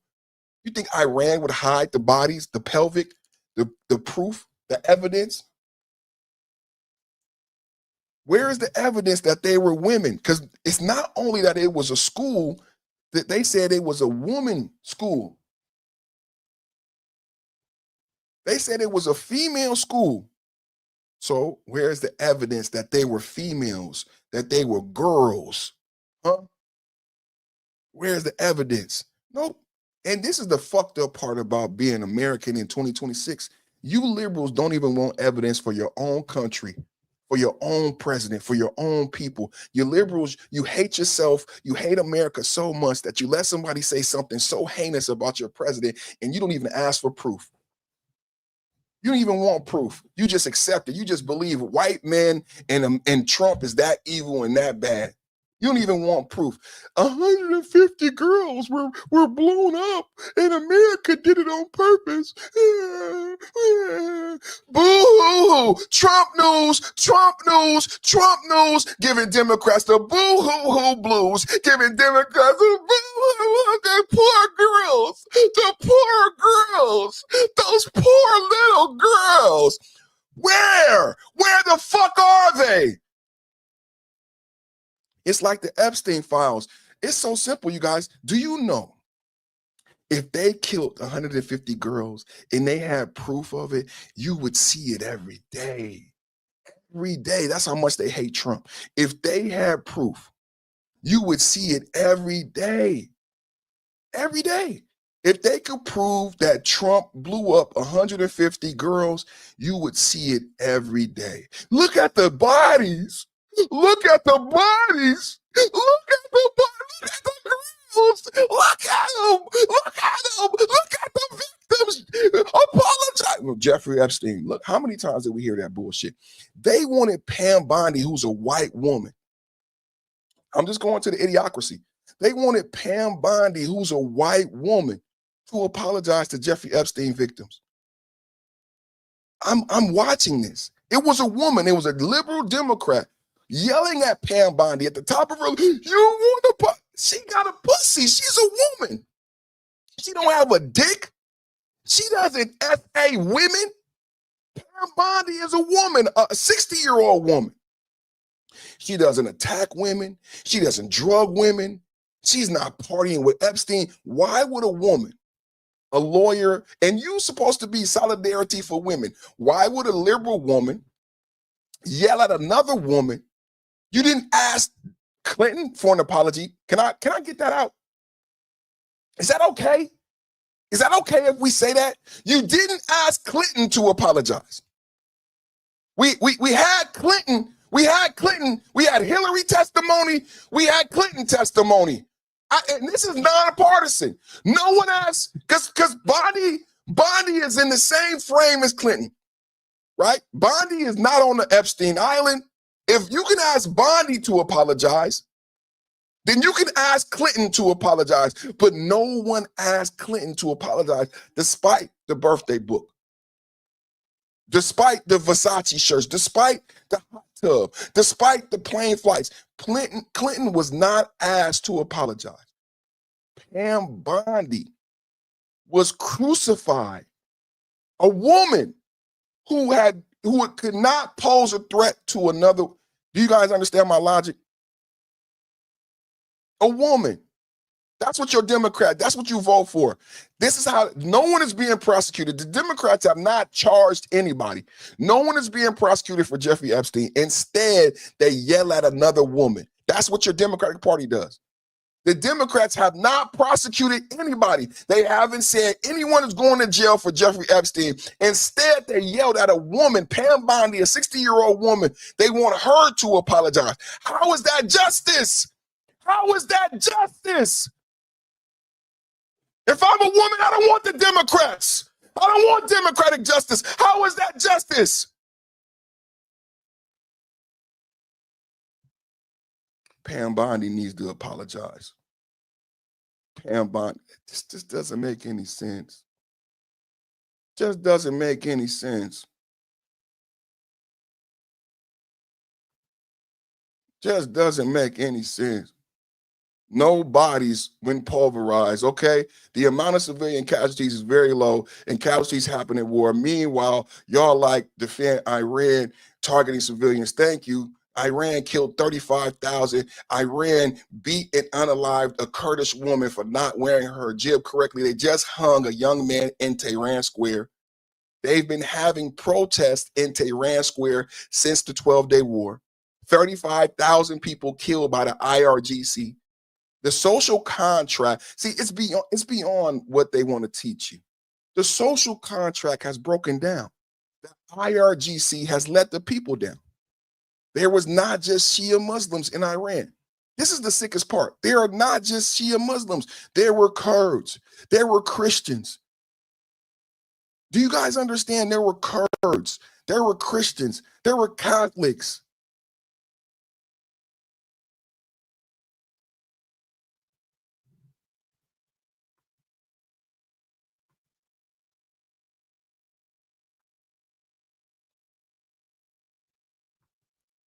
You know what I love too? I love that Trump won and the Republicans are going to win in California, not only in LA, but the Republicans are going to win in Los Angeles. Let's go to our next lead story. We said Pete Hegseth Purge, Spencer Pratt surge. Spencer Pratt running for mayor in Los Angeles have surged over 11 points in the poll above Mayor Karen Bass, famous for being in Ghana and leaving the city knowing that it was a fire on the horizon. I said Mayor Karen Bass left. Yes, that's correct, Julie. Mayor Karen Bass left Los Angeles to go to Ghana. Mayor Karen Bass left Los Angeles to go to Ghana, knowing that there was an impending fire. Why would she go to Ghana? And I said before that, Los Angeles donated 9 fire engines to the Ukraine. And when the fire breaks out, they didn't have enough fire engines. Now, Spencer Pratt has surged 11% as the Republican frontrunner against Karen Bass. And remember, Gavin Newsom is out.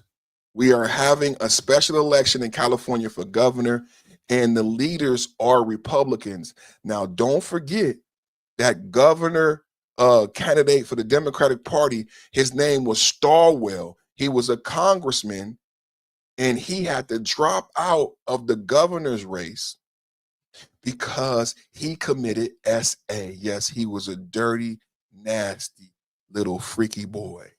He's a very freaky boy.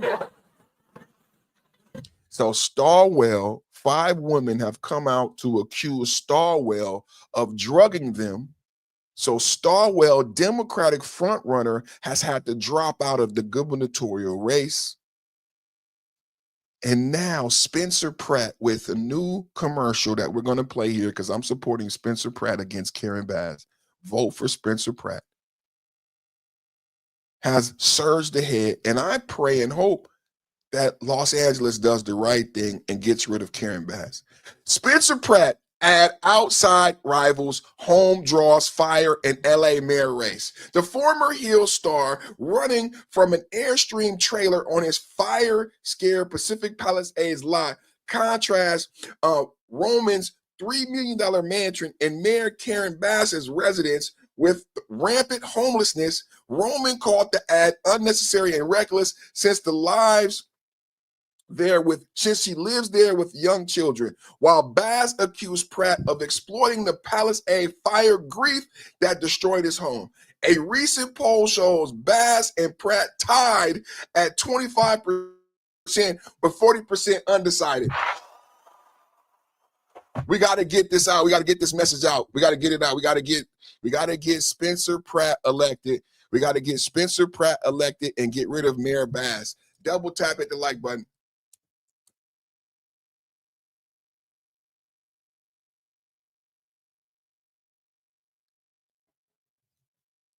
On me. Double tap, hit the like button. We're going to give you the report, man. I didn't know that last part. I knew Spencer is ahead in the polls, but now this is dope right here. Bass and Pratt are tied at 25% with 40% undecided ahead of the June 2nd primary. Pratt leads recent fundraising and draws endorsement from James Wood, Adam Carolla, and Joe Rogan. Double tap. You got to go on to Joe Rogan. I think he did Joe Rogan. He did do Joe Rogan. LA woman, after driving someone to the airport, came back home and saw this. We're talking about Spencer Pratt leading the polls in LA. Let's get it out there, you guys. Let's get Spencer Pratt elected to mayor. Let's get Republicans across the board. 2026 is an election year, and it's going to be a Republican red wave. Double tap at the like button. Let me adjust that banner. Let me adjust that banner. We're going with Pratt right now. Let's get that banner adjusted right now. Spencer Pratt Surge, SESURGE. Spencer Pratt Surge. Let's get that up. Spencer Pratt Surge. All right. Let's go to the video. God, hearing Spencer Pratt being so passionate about being mayor. Listen, anything's better than Karen Bass. You know what I can tell you what I saw? I live in like a nicer side of town. I drove early morning after driving someone to the airport, came back home. 3 homeless people I saw defecating. Like, not even like privately dumping, pulling down their pants, butthole out to the street, defecating. So you know what? That's a real problem. I feel bad for them. You know, it's like, oh, where do they go? Well, they don't just pull your pants with your butthole to the street. So I'm voting for Spencer Pratt now.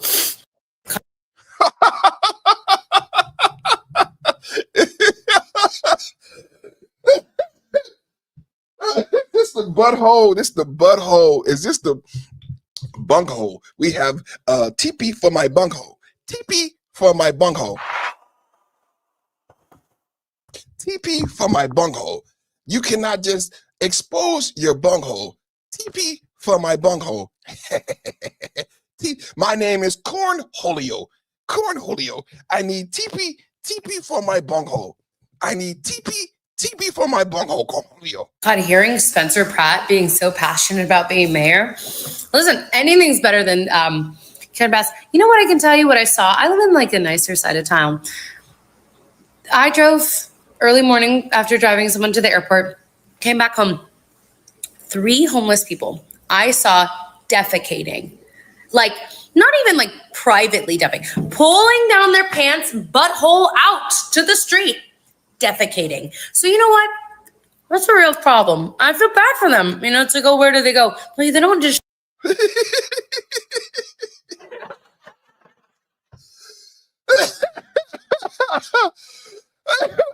bitch is crazy, bro. It's so real, it's not fake. Because all of us know a bitch like this. This is a Karen bitch. She probably ain't never worked a day in her life. She just a pretty bitch with money and influence. The bitch ain't never had to work hard. Look at her. Look at her nails. She ain't never had to work hard in her life. And then she said, I feel bad for them. This is hilarious. This is hilarious. She said, I feel bad for them. Where are they going to go? I don't believe that you feel bad for nobody. But your pretty privileged ass. She, let's watch it again. She feels bad for the homeless. And where are they going to go? Shit. God, hearing Spencer Pratt being so passionate about being mayor. Listen, anything's better than Karen Bass. You know what I can tell you what I saw? I live in like a nicer side of town. I drove early morning after driving someone to the airport, came back home. 3 homeless people I saw defecating.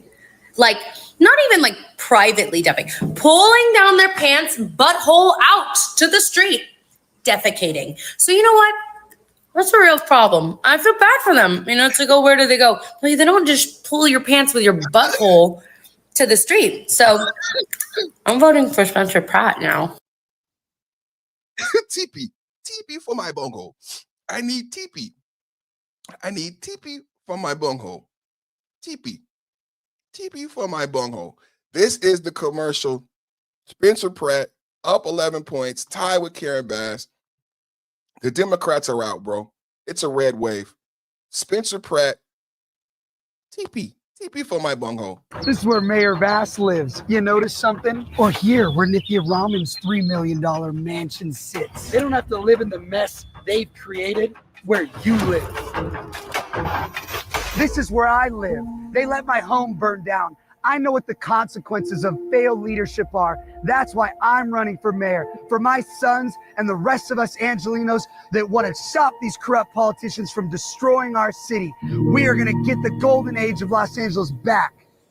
This is where Mayor Bass lives. You notice something? Or here, where Nithya Raman's $3 million mansion sits. They don't have to live in the mess they've created where you live.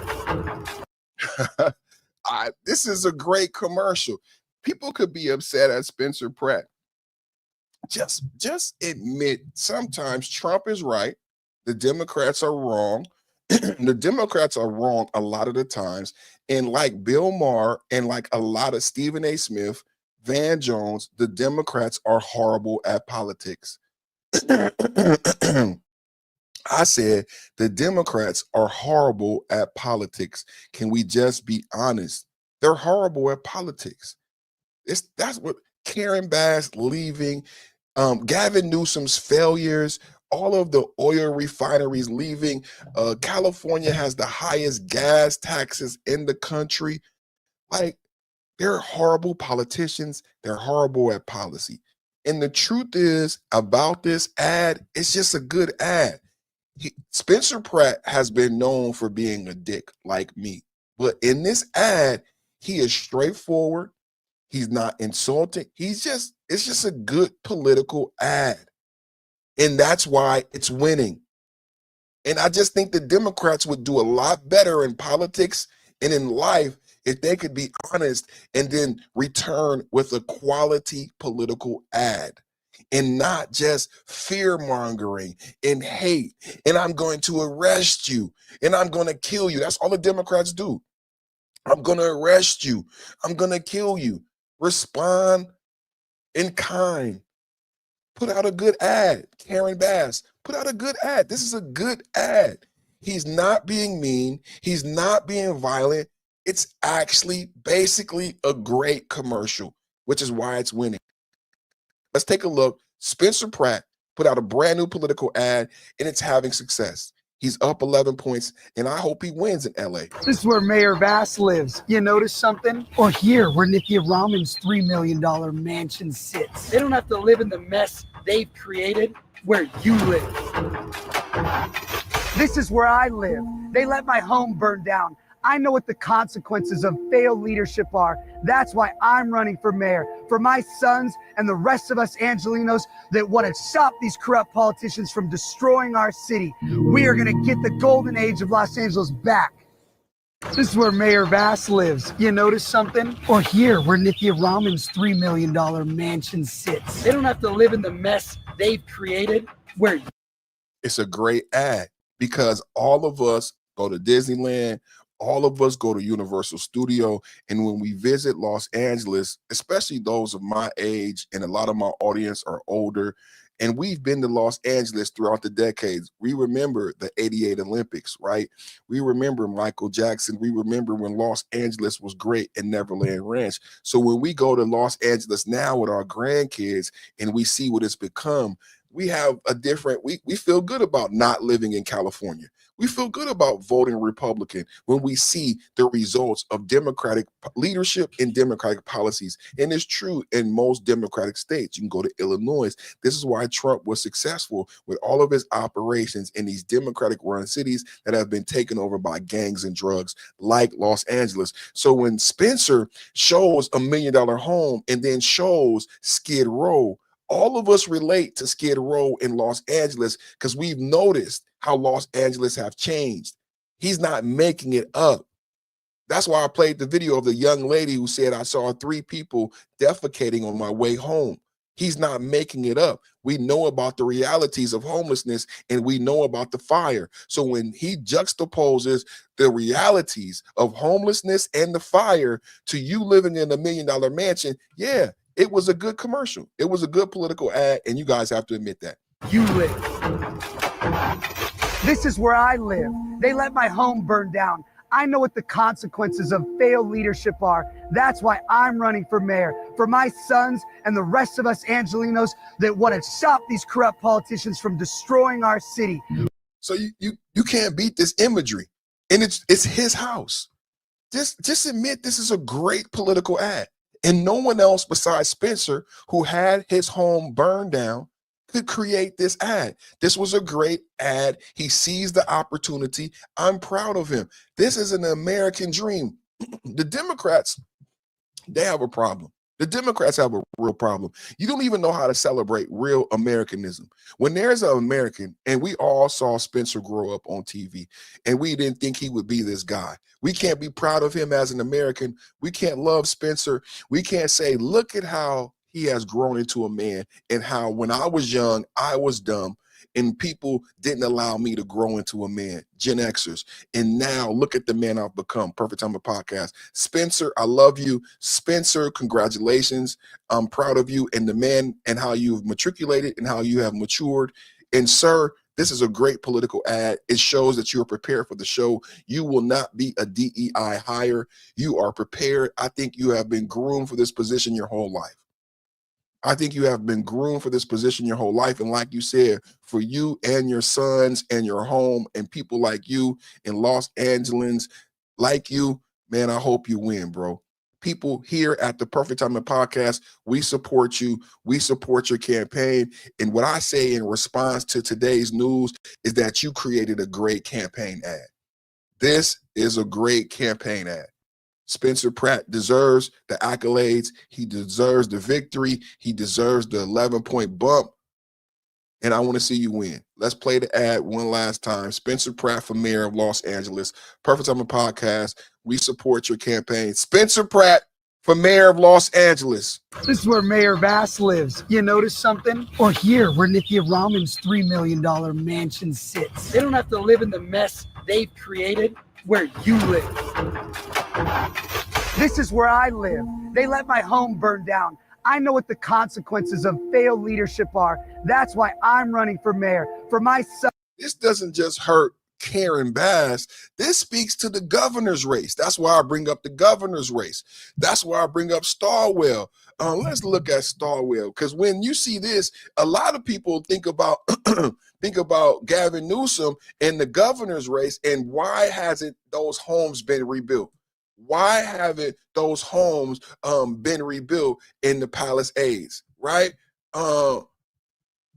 That's not just on the LA mayor, that's also on the California governor, right? That's also on the California governor. So that's what makes this ad such a powerful ad, right? That's what makes this ad such a powerful ad, right? It's not how it looks. It's not how it looks just for LA, but for California and for the DNC. It frames the Democrats as failures. When you look at this visual and you look at Palisades, it doesn't matter if you live in California. It doesn't matter if you're a Democrat or a Republican. When you look at this imagery and you remember those fires and you say to yourself, wow, they still haven't rebuilt California? Wow, it still looks like that?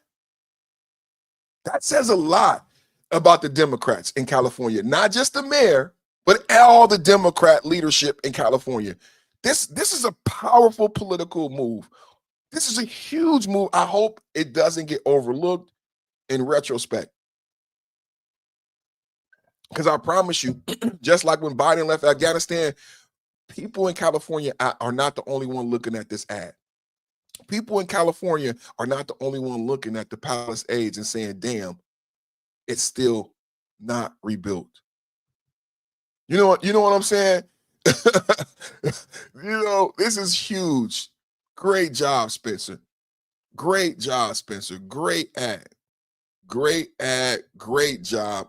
Let's keep going. Congressman Eric Swalwell dropping out of the California governor's race tonight. Swalwell said on his X page, "I'm suspending my campaign for governor. To my family, staff, friends, and supporters, I am deeply sorry for mistakes in judgment I've made in my past. I will fight the serious false allegations that have been made, but that's my fight, not a campaign's."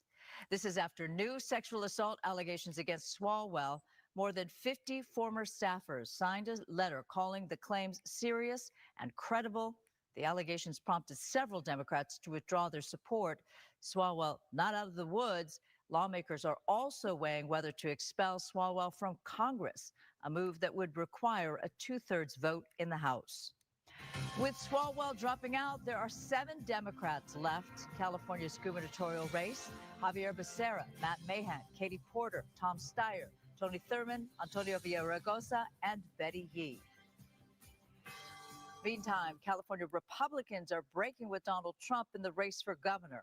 At the state GOP convention in San Diego, Delegates refused to endorse Trump's preferred candidate, former Fox News host Steve Hilton.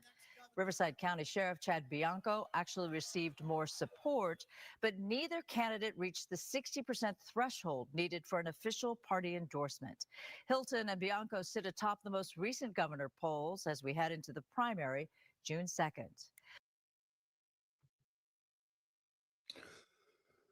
Who do you think wins in California?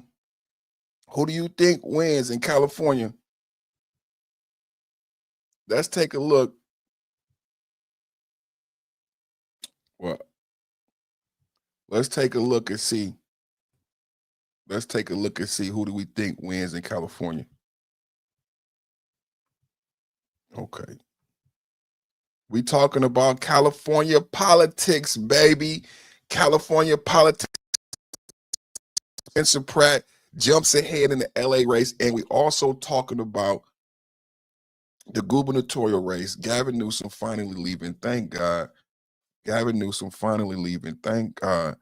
And the front runner and the Democrats had to drop out. Did you guys know that? Because he was a dirty dog. He was a dog catcher, dog catcher. The Starwell is a dog catcher. And I think he should have to get kicked out of Congress. I mean, he got 5 people accusing him. He may go to prison. Why does Congress move so slow? Put a 1 in the chat if Starwell should be kicked out of Congress too. Let's keep going with voting in California.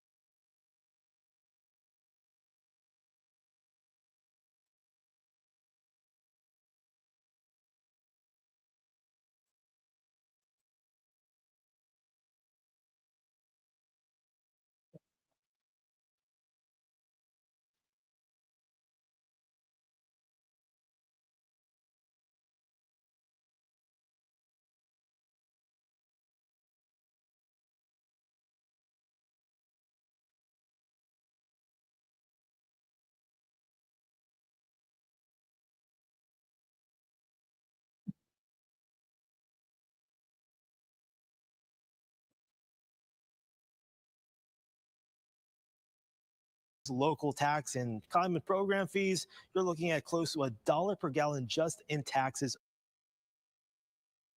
I'm gonna run that. I'm gonna run that back. I'm gonna run that back. Decide who is going to move on in the race to become California's next governor. ABC 10 News anchor Gabe Salazar joins us in the studio this morning. And Gabe, there's more than 2 million ballots in San Diego alone. Yeah, Jared and Mel, with ballots already going out, voters are deciding now who they trust to fix California's biggest problems. And starting today, every active registered voter will begin receiving a mail-in ballot. You don't have to wait until Election Day to cast it. You can mail it back, drop it off at a secure ballot box starting tomorrow, or head to a vote center or county elections office to vote in person early. And look at this, it's a crowded field. Who leads depends on when and where you look. Tom Steyer leading our poll with the UT at 21%. Trump-backed Steve Hilton trailing just behind at 18%. But the real decision for voters comes down to the issues impacting their daily lives. And statewide, the cost of living, housing, and public safety top the list. But here in San Diego, 2 issues stand out: homelessness and gas prices. Homelessness continues to be one of the most visible and debated problems, with candidates deeply divided on how well it's being handled by Governor Newsom. On effort, I would give him an A. It is an absolute dismal failure. So I'd give the governor a B- on this. Well, Gavin Newsom's done on homelessness, my goodness. Of course it's an F. From an A for effort to an F for results. That just shows how polarizing this issue has become. The other issue hitting San Diegans hard, gas prices. And during the debate, candidates faced questions about whether to change or cut the state's gas tax as California's drivers continues to pay some of the highest prices in the country because of taxes and fees. The state gas tax alone is about 61 cents per gallon. And in federal taxes, local tax, and climate program fees, you're looking at close to $1 per gallon just in taxes alone. And many here in San Diego, that cost hurts local businesses. Definitely, big difference, like 80. I think I don't know if this is talked about enough. I mean, because the pain is not felt by everybody in America, right? This is unique, and I think it's even hard to fathom unless you've been on vacation here, unless you've driven here for Disneyland and didn't fly here and you had to experience purchasing gas in California, right? It's hard to fathom and understand what's being talked about. I mean, how do you feel knowing that we pay that much taxes in contrast to what you pay, right? It's almost criminal. And Gavin Newsom is leaving the state like this. Don't forget, in 2026, in January, I reported that Gavin Newsom, just like Spamberger, put out a bunch of new taxes, even taxes that will increase. They say maybe $4,000 to $5,000 will be added to how much it costs to just drive in California, because they have all these new freeway tolls and all these new taxes as registration, everything tied to driving and owning a vehicle, brand new taxes as of 2026, adding the cost to own and operate a vehicle in California. That is on top of these taxes, over $1 in taxes. And they can't, the Democrat leadership does not have a solution. Now think about this. As we talk about this, I'm getting triggered because you should be more upset. Everyone listening should be pissed, because if you understand what I understand, Democrat or Republican, what you should be saying is, why are there people shitting on the street? Democrat or Republican, what you should be saying is, why are there people shitting on the street when you guys have so many taxes and you're taxing and taxing and taxing? What are you doing with all the fucking money? Democrat or Republican looking at California should say, wait a minute. Something's not right. I pray that's what you do. I don't know. On how well it's being handled by Governor Newsom. On effort, I would give him an A. It is an absolute dismal failure. So I'd give the governor a B- on this. What Gavin Newsom's done on homelessness, my goodness. Of course it's an F. From an A for effort to an F for results. That just shows how polarizing this issue has become. The other issue hitting San Diegans hard, gas prices. And during the debate, candidates faced questions about whether to change or cut the state's gas tax as California's drivers continues to pay some of the highest prices in the country because of taxes and fees. The state gas tax alone is about 61 cents per gallon. And in federal taxes, local tax, and climate program fees, you're looking at close to $1 per gallon just in taxes alone. It's highway robbery, like my mama used to say. Highway robbery, like my mama used to say. It's highway robbery. But can we just be honest what it is? It's highway robbery. It's like OPEC. It's highway robbery, like the old folks used to say. It is highway robbery. Spencer Pratt for mayor in LA. No Democrats in California. And I did see that poll that said the billionaire Tom Steyer is at the lead. I think that's bullshit. If they try to steal the election in California, they're going to cause a civil war. The billionaire Tom Steyer, he hasn't even been in the fucking race. He hasn't been relevant. I don't see how they can actually even try to put forth that people even know who Tom Steyer is and will vote for him. That's just bullshit. The Republican has been the front leader the whole time. And with Starwell dropping out of the race for sexual man, the Democrats will just do anything to steal a victory. And that's why we got to get rid of these mail-in ballots. Let's go to Spencer. Hey, Los Angeles, are you aware that socialists in LA city government are stealing your money? We just finished doing a tour of the site with the Bureau of Engineering, the Bureau of Contract Administration, and our contractors to check out the installation of the 16 new modular homes that will include 64 interim housing beds. Northeast New Beginnings was only possible because my team and I worked to get a grant from the state, $16 million to build 64 new beds in Council District 1 of interim housing. I'm sorry, what? $16 million for 64 beds? $16 million to build 64 new beds? That's $250,000 per bed. So let's forget the fact that the DEA reports that 90% of the homeless population in LA are hardcore criminal drug users. Especially in Los Angeles, there's a lot of it. How many people are using illicit drugs in the homeless community? I would say it's incredibly high. 20%, 30%. Of the overall problem? Yeah. Over 90%. And let's pretend for a second that these people just had some medical bills come in all at once that made them lose their job, and that they're a single mom and they just need to float 3 to 6 months of paychecks to get back on their feet, 3 to 6 months of the median income, like $15,000 to $25,000. We're spending $250,000 per bed. You could just give them that money and they'd be set for 5 years. What the hell are we doing? These crazy socialists on the city council are legitimately just stealing our tax dollars and doling it out to their friends, and they rub it in your face too. She jokes about covering up the graffiti with a nice painting. And obviously we're going to get rid of the graffiti and replace it with a nice paint job to make sure it's welcoming for everybody. Meanwhile, fire victims in the Palisades are getting their burned out lots vandalized by commie street animals. All of your neighborhoods are riddled with tagging and garbage. No help for you, but we're going to spend $16 million for 64 homeless people to not have to endure the hardship of seeing a bit of graffiti outside their $250,000 bed. 64 people. There are 64,000 homeless people in Los Angeles. This psycho socialist is bragging about spending $16 million of your money to cater to 0.01% of the homeless problem. $16 million. You think these socialists have any interest in solving this? Of course not. Who's vetting who goes into these housing units? Are they drug testing? Are these just going to turn into $250,000 air-conditioned fentanyl tents? Why not just give them the money? I'll tell you why. Because these corrupt DSA politicians can't steal it if they just give it as direct aid. Just like the fire aid scam. They'll never give an individual direct financial assistance. It always has to be laundered through one of Austin Miller's or Nithya Raman's NPOs so their friends can do God knows what with it. It goes to these companies that make these $250,000 units. It's all a scam. And notice, this isn't just Angelinos that are being robbed. Right. She's using state grants. My team and I work. I told you, get him, Spencer. What I said, this looks bad for the Democrats, the DNC in California.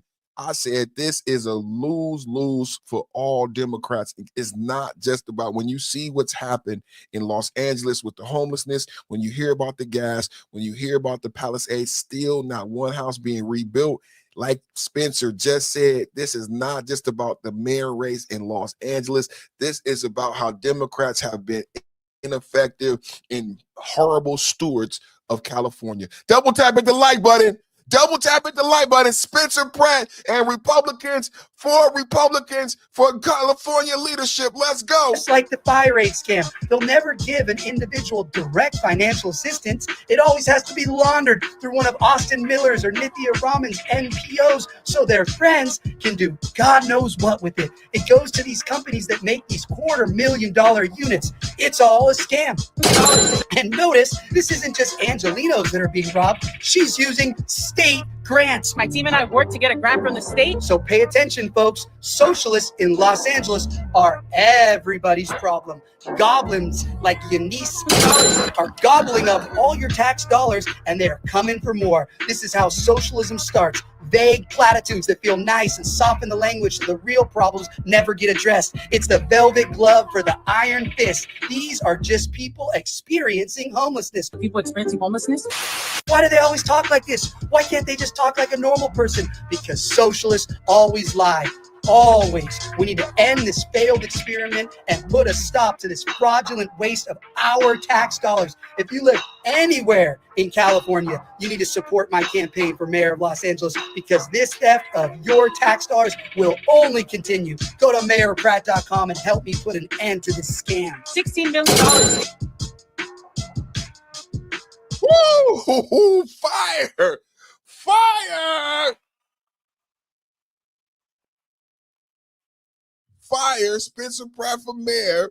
And then next for governor, I'm loving it. MAGA, MAGA, MAGA, MAGA, MAGA Monday. Put it in the chat right now. MAGA, MAGA Monday. Put it in the chat right now. MAGA, MAGA Monday. Did you subscribe? Did you subscribe? Did you hit the like button, man? Did you subscribe? Did you hit the like button? Did you miss MAGA, MAGA Monday? Why? Why? Double tap, hit the like button, man. Did you like? Did you share? Did you subscribe? Did you miss MAGA, MAGA Monday? How and why would you ever do that, bro? How and why would you ever do that, bro? Did you like? Did you subscribe? Did you miss MAGA, MAGA Monday? Don't miss MAGA, MAGA Monday, man. Don't miss MAGA, MAGA Monday. Double tap, hit the like button. Double tap, hit the like button. I don't even know. Don't miss MAGA, MAGA Monday, man. Don't miss MAGA, MAGA Monday, man. Don't miss MAGA, MAGA Monday. You got to be here to see it one day. Double tap, hit the like button. We're not done. I got one more piece of fire content I would like to share with you. I got a couple good things I want to share with you. Scott Jennings, you know I love my brother Scott Jennings. That's my brother from another mother. That's my brother from another mother. You know what I'm saying? That's my brother from another mother. Hey, everybody. That shouldn't have been necessary. That shouldn't have been necessary. But we are having one of those. It's just one of those days that a content creator goes through. It's just one of those days when they want to fuck with you. I got good internet. It is raining. We are having a rainy day, so I could contribute it to the rain, but it ain't the rain. Blame it on the rain. Yeah, yeah. You could blame it on the rain, because the rain don't mind and the rain don't care. Double tap, hit the like button. Yeah, we've been having one of them days, man, but I think it's been a fire show. I'm super excited. I'm super excited. And yeah, man, we had a good day. Let's tee up the video.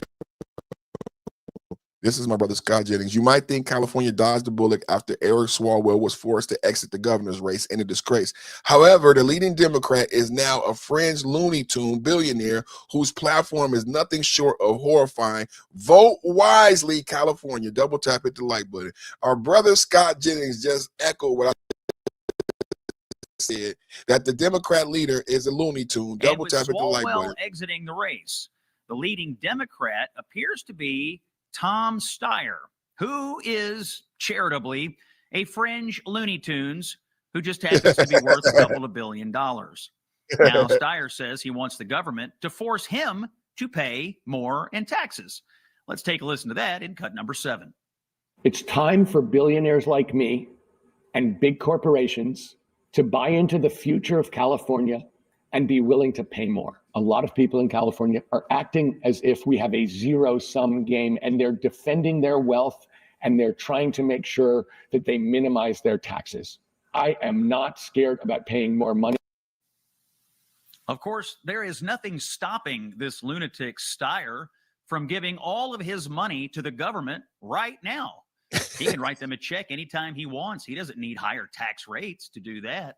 And never mind the fact that California is already considering a 5% wealth tax that has driven several entrepreneurs and business people out of the state already.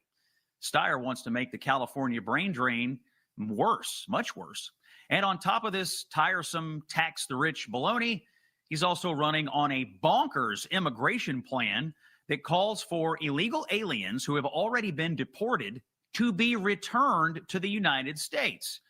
Now, it's no secret that most Democrats are for open borders, but Steyer is openly calling for illegals to be transported back into our country. So the Steyer plan is very simple. Drive out of California all of the business leaders and replace them with MS-13 gangbangers and Honduran drug dealers.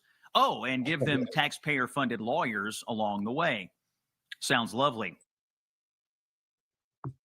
I love that's my brother Scott Jennings. That's my brother Scott Jennings, my brother from another mother. And it looked like the billionaire might be buying the election. You know, you could buy the election in California, allegedly. Look like this motherfucker buying the election with the votes and shit, man. You can't make this shit up, man. Can't make this shit up. We in California, everybody. We live at the Perfect Time Podcast. We coming to you live from the California LA mayor race and the California gubernatorial race. Spencer Pratt surges ahead with a genius political ad, and he calls out the entire Democrat DNC body of California. The mayor race is up in question. Let's have a talk. I wasn't eligible to run for mayor because my house burned down. This was last week. No, I'm not kidding. This is real. So I call the city clerk and I say, hey, the LA Times is reporting that I know I'm eligible. Everybody knows. It's like saying that 7,000 people's houses burned down now can't vote. Right. Because she burned your house down, you can't vote for her. So it's like, of course you can run. I said, anybody can call and ask this? Like, yes, it's on our website. I wasn't eligible to run for mayor because my house burned down. This was last week. No, I'm not kidding. This is real. So I call the city clerk and I say, hey, the LA Times is reporting that I know I'm eligible. Everybody knows. It's like saying that 7,000 people's houses burned down now can't vote. Right. Because she burned your house down, you can't vote for her. So it's like, of course you can run. I said, anybody can call and ask this? Like, yes, it's on our website. That's what's going on. That's how they playing. They playing dirty pool. They playing dirty pool. Spencer Pratt surges ahead.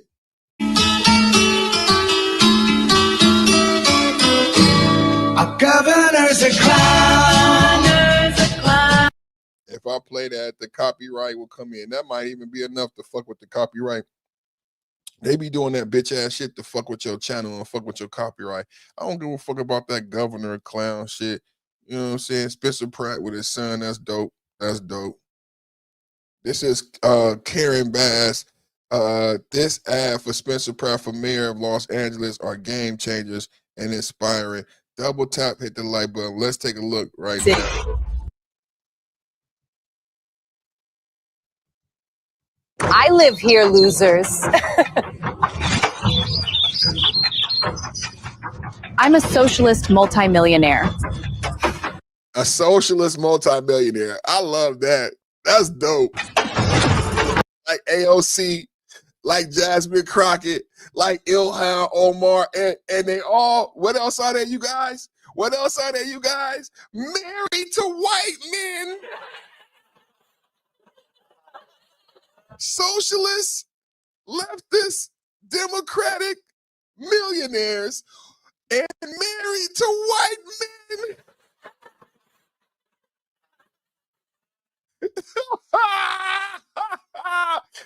Remember the evil white man. They all married to the evil white man. I love it. Socialist leftists and married to the evil white man. That damn evil white man. I can't get enough of that pink penis. That damn evil white man. He's so evil. I want his pink penis. I live here, losers. I'm a socialist multimillionaire. Together we destroyed the city, while you work hard all day and pay the highest taxes. We go to fancy cocktail parties. We are both communists that let this city turn to shit. Vote for one of us and Los Angeles is fucked. I live here, losers. Oh, that's a great ass Spencer Pratt. Anybody want to know? This is why Spencer Pratt is ahead of the polls, man. He's running a great campaign, man. He's running a great campaign, man. Just be honest, man. He's a better politician. He's a better candidate than you. Spencer Pratt doing this TikTok moment right here. We ain't playing the music because, you know, you got copyright issues.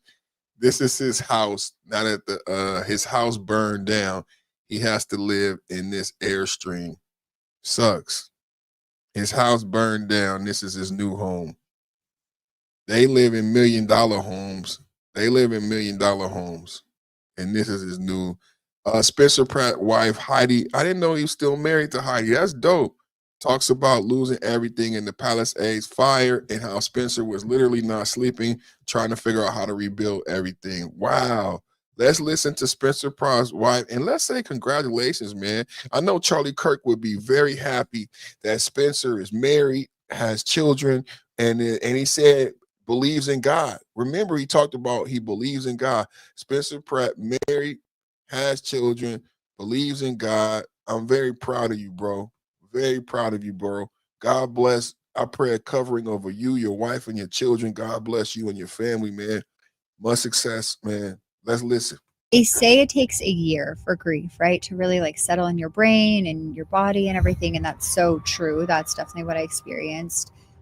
I know I get so sad about it, but you work so hard, right, for everything in your home, and you love everything in your home, and it's so curated, your childhood things, your children's things, and their little clay pots they bring home. You know, all of our friends live there. Our community, Spencer grew up in the Palisades. He had been there his whole life. Spencer was so excited, like, your songs are going viral and we're going to be able to rebuild and the community is getting behind us. And I'm saying to him, it doesn't translate like that.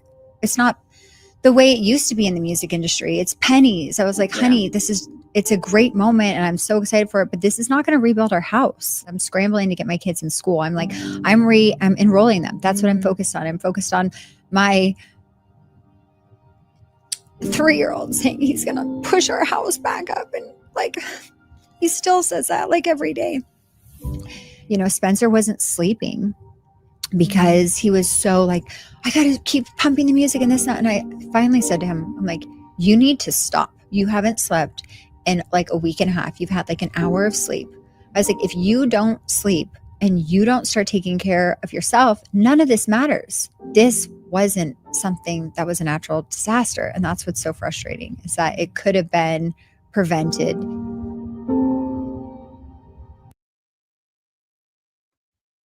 Powerful. Powerful. Spencer Pratt's wife. Powerful. This was not a natural disaster. It could have and should have been prevented. I agree. The Democrats do not deserve the governor's house, and they do not deserve to be mayor of LA. Today we discussed Trump Project Freedom, the Navy success in the blockade, Iran breaks the ceasefire, 4 ballistic missiles sent at the UAE. As I said, I backed it up with receipts. Iran is upset with the UAE leaving OPEC because this weakens Iran and weakens the region. If you understand, OPEC is a criminal cartel who price fixes oil. The UAE has left OPEC, has sided with America. Pete Hegseth has done a 5,000 troop drawdown in Germany. The German community in which the troops are leaving have reported that this will be a $2 billion loss annually. Trump has also said and signaled, along with the troop drawdown in Germany, that he will raise tariffs on EU automotive. Now, remember, I reported to you the difference in the UK and the EU. I use Cyprus as an example. Cyprus is in the European Union. A young man could not benefit from the tax breaks of Cyprus because he was a UK non-EU citizen. As we talk about NATO and alliances, Pete Hegseth does a 5,000 troop drawdown in Germany. German chancellor says that America and Trump did not know what they were doing by going to Iran, despite America now being the #1 seller and distributor of oil, gas, and fertilizer, revigorizing the petrodollar. I don't know what the German chancellor was talking about. I don't know what any Democratic leftist is talking about when they say Trump didn't know what he was doing by going to Iran when we went to Venezuela first. When we went to Venezuela first. When we went to Venezuela first. And Cuba is withering on the vine because of oil embargoes. Iran is withering on the vine because of an embargo blockade. Cuba is now in negotiations with Marco Rubio, withering on the vine because of a Trump blockade. Iran finally coming to the negotiation table because, ladies and gentlemen, of a Trump blockade.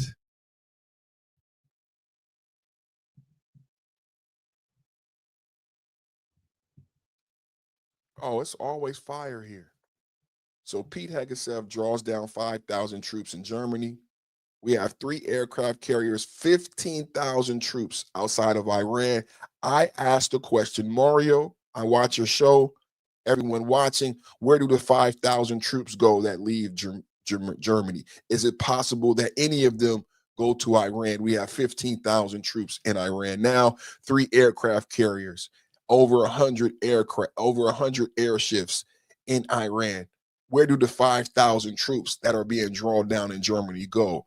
What about the economy in Germany? How is Germany recovering from the $2 billion lost from the Americans who spend their money on German cars, houses, and renting and work in Germany, who no longer will be there? There are 36,000 active troops left in Germany, the most in all of Europe. The most troops that we have stationed in the EU were in Germany. We have 40,000. There's 35,000 now. The German chancellor knows that. I played a video that said Germany's safety is dependent on those 40,000 troops. For decades, America is the one that keeps Germany safe. My wife doesn't even know about the Berlin Wall.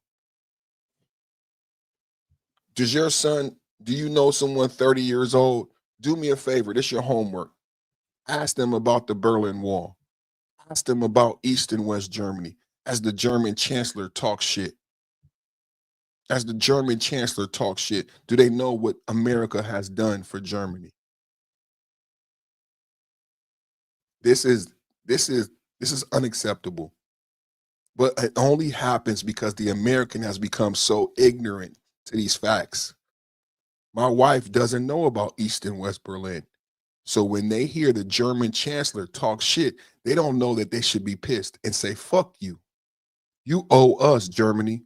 You owe us. You were fucking the Berlin Wall. You were fucking East and West Germany. Don't you dare fix your mouth to talk shit. Beyond our 40,000 troops, it was us. It was Ronald Reagan who told Gorbachev to tear down that wall. It was us who brought freedom to Germany, and you didn't have to have your family separated by a fucking wall. How quickly they forget. How quickly they fucking forget. But he thinks he could talk shit about America. But what you're doing is you're not being a friend and you're not being an ally. And Pete Hegseth and Donald Trump have said there will be consequences for Europeans who have not been friends and who have not been allies. I repeat, Donald Trump and Pete Hegseth have said there will be consequences for Europeans who have not been friends and who have not been allies. Those of you who do not pay your 2%, those of you who are the free riders of Spain, those of you who did not lend your bases, there will be consequences. And now there are EU tariffs on the horizon. There are troop drawdowns. There is a new relationship with Europe. There is a new West. There is a new West. There is a new West. There's a new West.